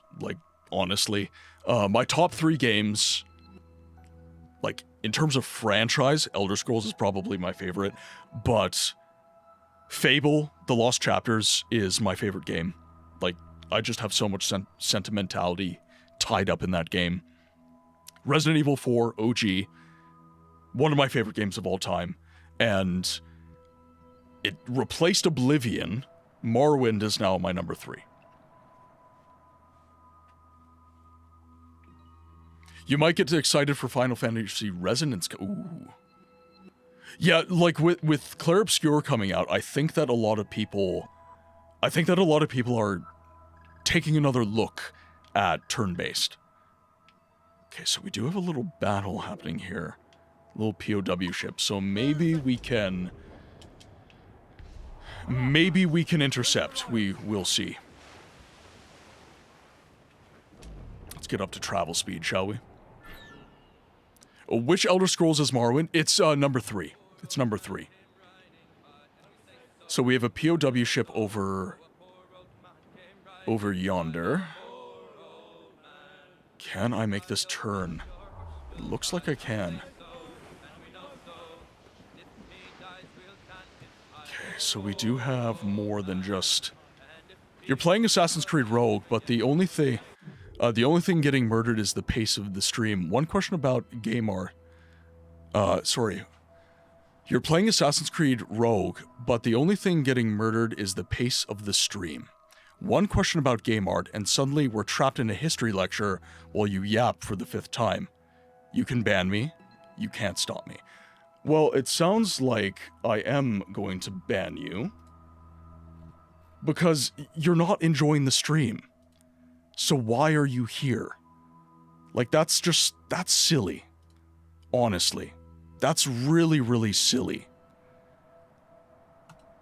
Like, you come into a stream, you see something you don't enjoy, and instead of just moving on, you bitch. Like, sorry. That just, like, I'm going to ban you to do you a favor. You're not enjoying the stream, so just go away. Like, genuinely, that is so ridiculous. Get a grip. And, like, you're banned, so you can't hear that, but, like, get a grip.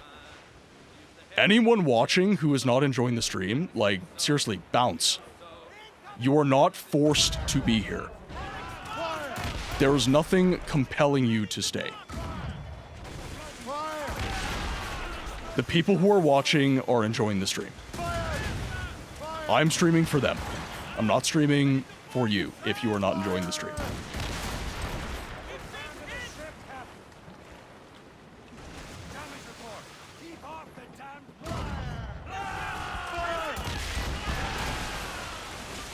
Alright, we took down both of the escorts. Oh. Oh! Come on! Make the turret! That's close. And honestly, it's not like I'm not playing the game while I do this. Like, I'm playing the game while I do this. So, honestly, if you're just here for gameplay, just like, mute me. Okay, let's board the ship. Grab the puckle gun, make this easy. Well, and like, what conversations do you want on a stream, honestly?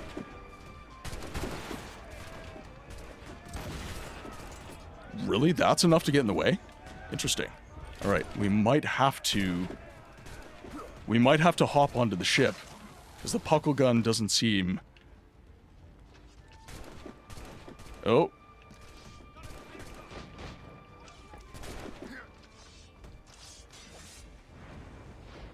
Get him. I'm known for literal... Exactly, right? Like, that's kind of the... It's kind of a thing streamers do.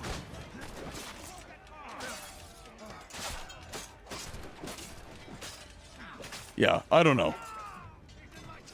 Like, I'm unbothered, ultimately, but...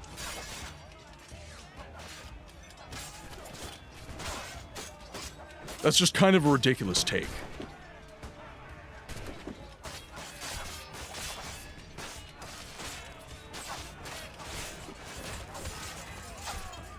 There we go. I distracted a streamer for 40 minutes on accident the other day with just yapping. Nobody... 100%. Yeah.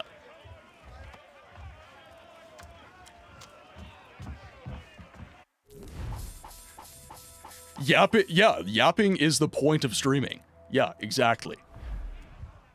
It is literally the point.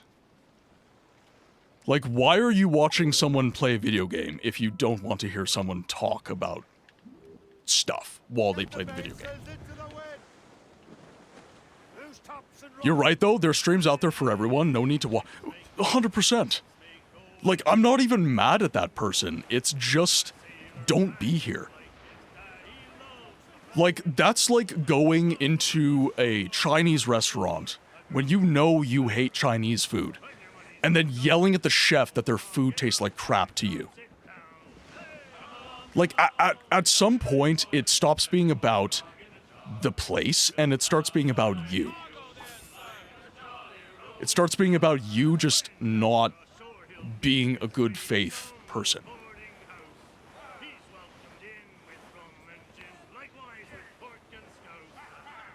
Yeah, like, I have all the time in the world for people. Yeah, exactly. It's like, you put broccoli in your stream. I hate broccoli. It's like, well, there's broccoli in my stream, so fuck off. Like, like I'm not taking broccoli out of my stream because you don't like broccoli. Eat your green veggies, you loser. There are some streamers, usually the one with like 1 or 2 viewers, that don't have a mic and just stream gameplay, so streams without commentary do... Yeah, exactly. Well, and here's the thing, like, there are some no commentary streams that, like, have loads of people, like, that's fine. I'm not tossing shade on anyone, it's just, again, like, don't be here.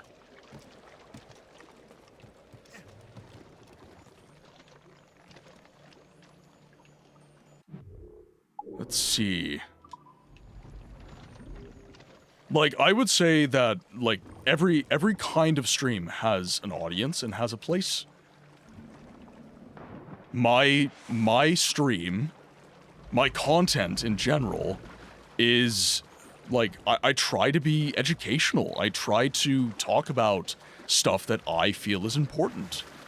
And guys, I devoted 8 years of my life to studying history. Like, if you're looking to be in a stream that thinks that... If you're wanting a streamer who thinks that games history is unimportant, then you legitimately need to find someone else to watch. Because I think history is important. I enjoy talking about history. Like, these things are important to me. They've been a major part of my life. Okay, so... we are very close to the perch from what I've seen, so let's hop up here. Well, and like, genuinely, what am I gonna talk about otherwise? Like, am I just gonna, okay, well, we're gonna crawl up here now, and... alright, oh, that jump didn't really work out super well, so... and that jump didn't work out super well. How is ass, Creed? It is ass. No, I'm enjoying this game. I'm enjoying this game. I just learned some game history last week, specifically about the lead-up to the creation of Sierra. Do share. That sounds like new information to me. Imagine watching a video game stream and a streamer talking about it. Right? What's a video game? But, to be fair... ooh, there's a... is this the chest? No, this is not the chest.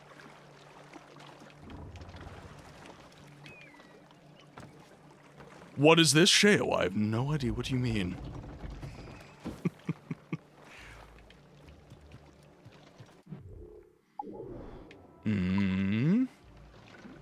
Okay, so I just have to climb this mast.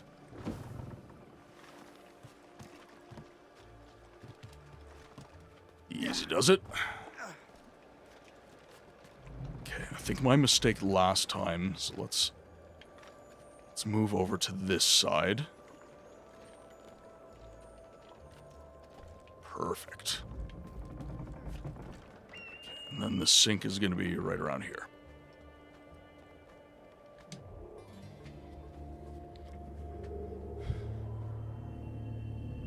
Why am I so noob at... this is my first Assassin's Creed game. That's why. This is my first ever Assassin's Creed game. This was a community-voted game, and they decided that I needed to play an Assassin's Creed. For the most part, I'm a fan of, like, Elder Scrolls, I like Resident Evil games, that sort of thing. And I've recently been playing a lot of retro experiences, but there's a lot of members of the community that really like Assassin's Creed. So the community, well, rather a particular viewer, used a chat redeem on Twitch and asked that I play Assassin's Creed Rogue, my first ever Assassin's Creed game. And I've been enjoying it. I've been really enjoying it. But as you have noted, I'm not terribly good at the game. You do not have to convince me. I'm sold on Assassin's Creed at this point. I am enjoying this game quite a bit. Again, this is not an experience that I would normally seek out as a gamer. It's not something that... I look at the trailer of this and I go, Great, I love this. But now that I'm in it, and now that I am playing it, I am quite enjoying it. So what is this game about? Like, does it have battle? It does not, no. Your favorite game is Fortnite? No. So this is a single-player adventure game. So it might not be your kind of game, if that's the case. This game focuses on immersion, cinematics, and just kind of exploration more broadly. So like right now, this is my world map right here, and I'm literally taking a ship and I'm just going port to port, and I'm just exploring. So like no online players. No, the most online this game has is like DLC. To my knowledge, I might be wrong. Chat might be able to correct me, but to my knowledge, this game online is just, don't I get bored? No, absolutely not. So, as I said, this might not be your kind of game, but with an adventure game, the whole point is just the exploration, right? So each port has a bunch of stuff to find. So I've explored all of these. I've mapped out all of the area. And right now, where am I? I'm right here. So right now, I've just mapped out this area, and I'm going place to place, and sometimes there's enemies. Sometimes I have to sneak past enemies. Sometimes I have to slay them or whatever. And that keeps you engaged. That keeps you interested. The whole point of a single-player adventure game is that the sandbox is large enough. The interest of the game isn't provided by other players. It's provided by the game world being expansive. Your progress in online games is registered forever. This game is temporary until it gets deleted. No, okay, so I would actually argue that an online game is far more ephemeral than this. So what you're talking about is your accomplishments being registered. So like how good you are as a player, right? So within a multiplayer game, you're right, as long as the servers stay alive, as long as the game remains popular, 100%, you get to have all of your progress documented, and your reputation as a player, your cred, your prestige, if you will, it gets kept, it gets retained. But most multiplayer online games, massive multiplayer online games, they are stored on servers. They're server-based games. So if the player base goes away, Fortnite is gone literally tomorrow. It's literally gone tomorrow. And that game is not preserved. That game is just gone. Forever. Like, if Epic Games decided tomorrow to delete Fortnite, everything every Fortnite player did is just gone. No game files, nothing. You literally do not own the game. You are renting the right to play it, which is fine, as long as you know what you're doing. Could I imagine the back? It would legitimately be insane. It would be insane. But with a single-player game, especially older single-player games, you owned a disc, right? So this is my physical media. So The Witcher 2 for the Xbox 360. Ogre Battle 64 for my N64. I own these. These aren't going anywhere. As long as I maintain the hardware, I can play this, no matter what. Even if these games are... And by the way, this is a delisted game. I can buy this online. I can't buy this online. So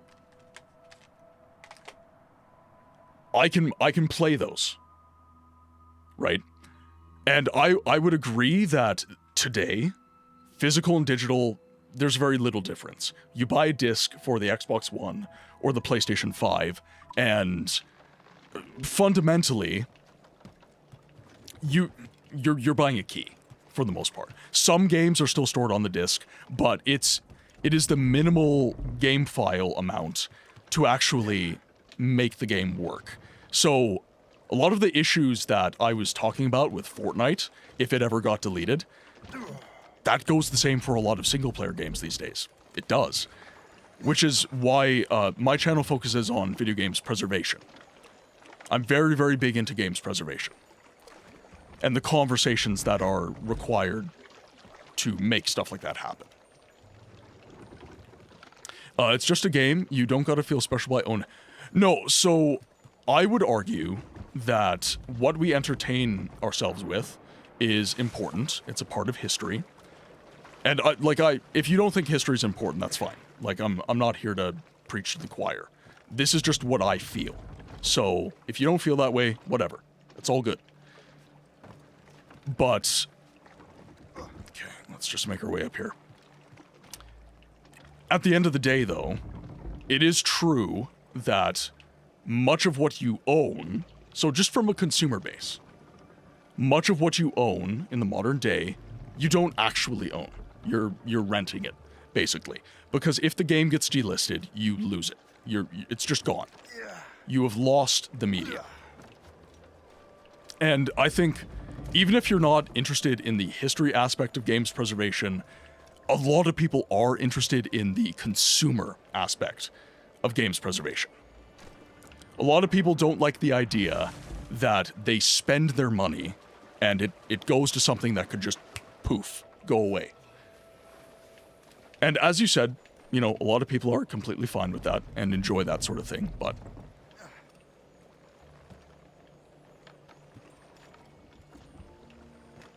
oh, the factions within Assassin's Creed. Yeah, like, I would argue that... Yeah, I don't like my money to poof. Yeah, there's lots of things that make money go poof, unfortunately. Yeah, like, I would argue that in terms of the story here, the Assassins and the Templars, actually, from what I've read of the story, they came from the same source.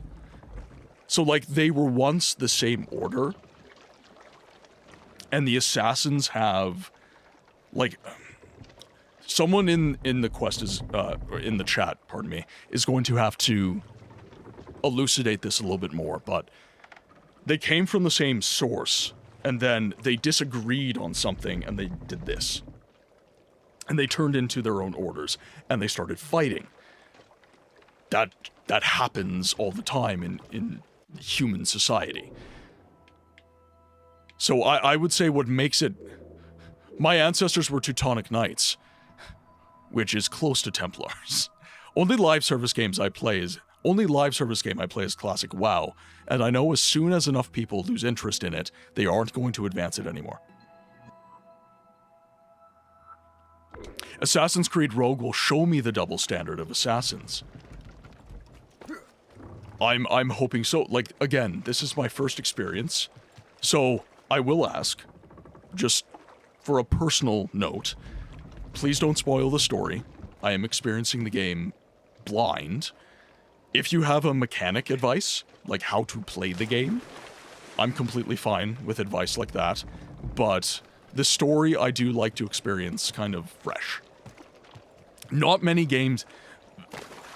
We have so much social media now that it's so rare that you're able to actually experience a game truly blind without being really, really hardcore about, like, putting the blinders on and trying to, I mean, honestly, ignore the game in a big way.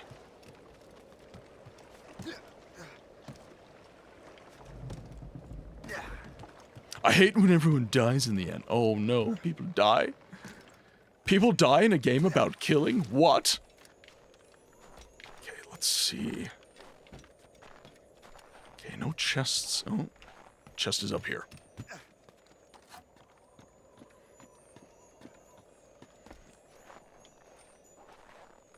I used to support the Assassins and hated the Templars, but after finishing Rogue, both are the same. I think that's an interesting thing you just noted. And this is something, so I studied for a long time to be a historian. And that is something you notice, is when you look at a war, everybody thinks they're on the side of good. Everyone doing killing in a war thinks they are on the right side of the conflict. They believe they are doing the right thing. Because as a human being, there is a certain, to an extent, our mental health requires that we don't see ourselves as evil. So we will make certain excuses so that we don't view ourselves in that light. And this game, if it does something like that, that will be an interesting social commentary in that sense. It will speak to that aspect of our humanity.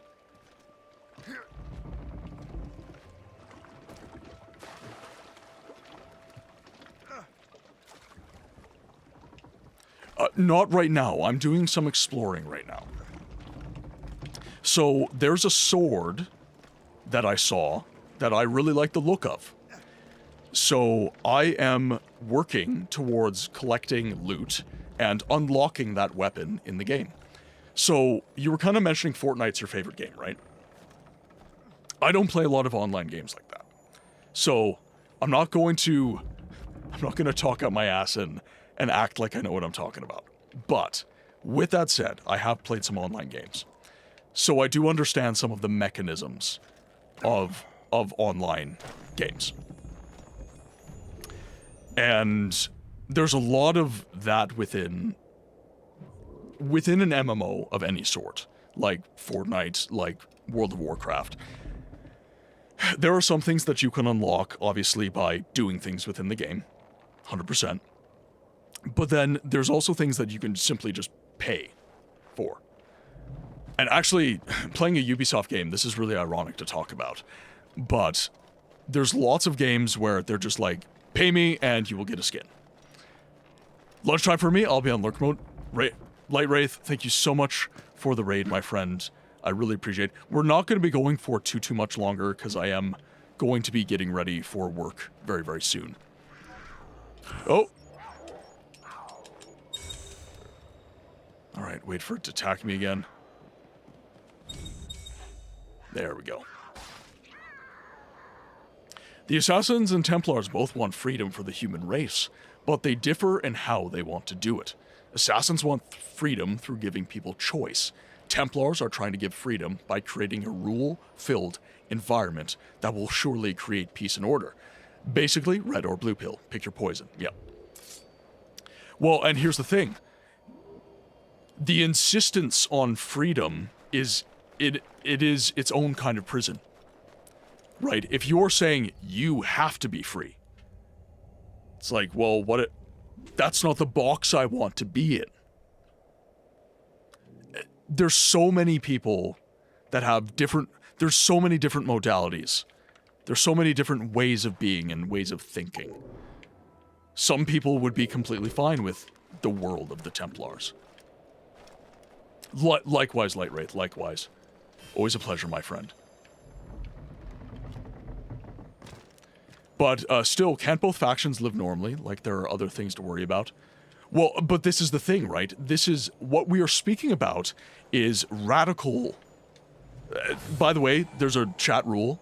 You accept the rules before you chat on the channel. No politics. We're not here for that.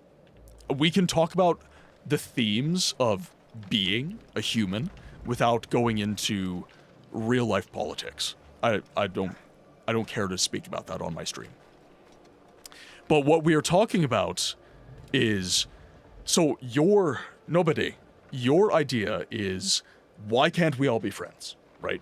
It's like, you have an ideology, you have an ideology, I have an ideology. Why can't we just accept that we don't agree and just live life, right?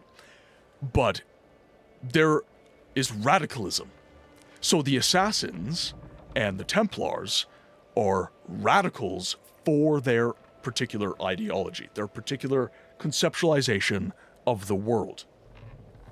And that is what makes them, that's what makes them interesting to talk about and to look at, is because I might as an onlooker be like, yeah, like, why are you fighting this centuries-long conflict?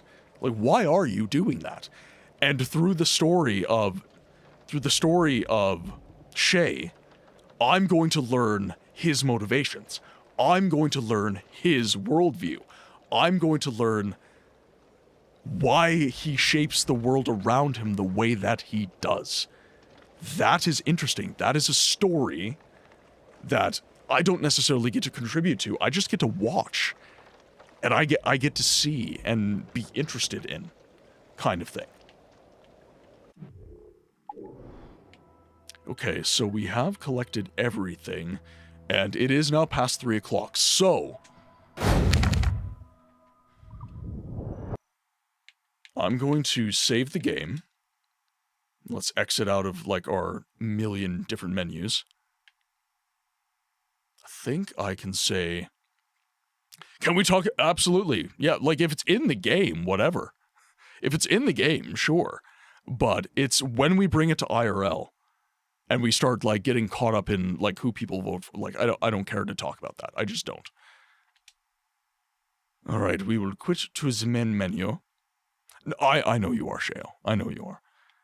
Unlike many of the people who have hopped in the YouTube stream today, you are you are speaking in good faith. You're being tongue-in-cheek. All of this makes me so excited to see you continue through this game in particular. Can't say why, because spoilers. Yeah, like, I'm very interested in the story of this game. I'm very much enjoying the exploration that this game fosters. You know, for a similar reason that I love the Witcher games, I'm appreciating the Assassin's Creed games. I will say the Witcher games are far more of a masterclass in immersion, but I'm really enjoying this experience, and I'm glad that somebody pushed me to play it. I'm very glad of that. But, my friends, thank you to each and every one of you that tuned in today, including the people on YouTube that were not so nice. But honestly, like, if you're not enjoying the stream, just don't tune in. Genuinely. Like, what are you doing? Live your life. Life is too short to do things that you don't enjoy. So if you don't enjoy the stream, there's other places for you to spend your time. But to everybody who has been enjoying their time here, I thank you so much from the bottom of my heart. Great conversation, and you guys have... I'm very tired today. Like, I cannot describe to you how tired I am today, because I'm doing night shift. You guys have made this stream so enjoyable. I'm so glad that I have streamed today, because I get to have these experiences with you guys. It's very much appreciated. But, unfortunately, it cannot go on forever. Wait, there's a brake pedal? Fuck! Unfortunately, it cannot go on forever. So we do have to find someone to share the raid love with. So let's see. Let's see who we got here.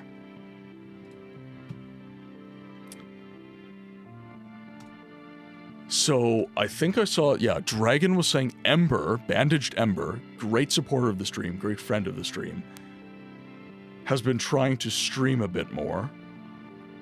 So let's see if Ember is still on. Ember might be grumpy with me if I raid her, though. And Ember is scary when she's upset. she's a very commanding presence. Okay, let's see. I do not see. I think I am following Ember. Let me look her up.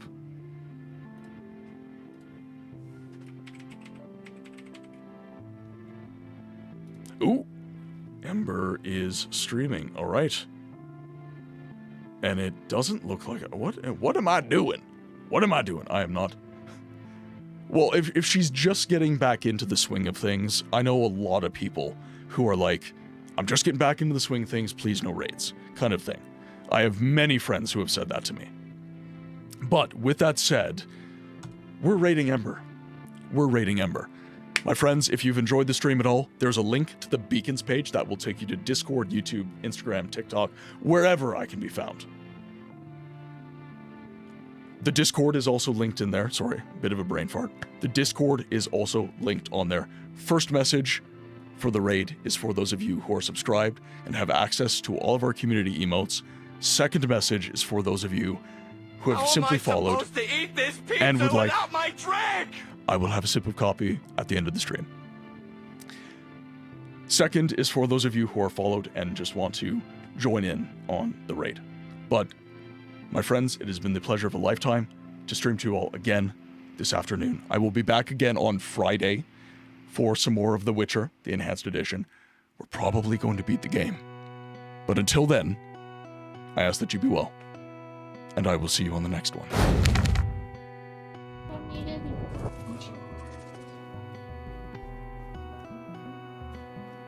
This whole not jumping thing is really fucking with me.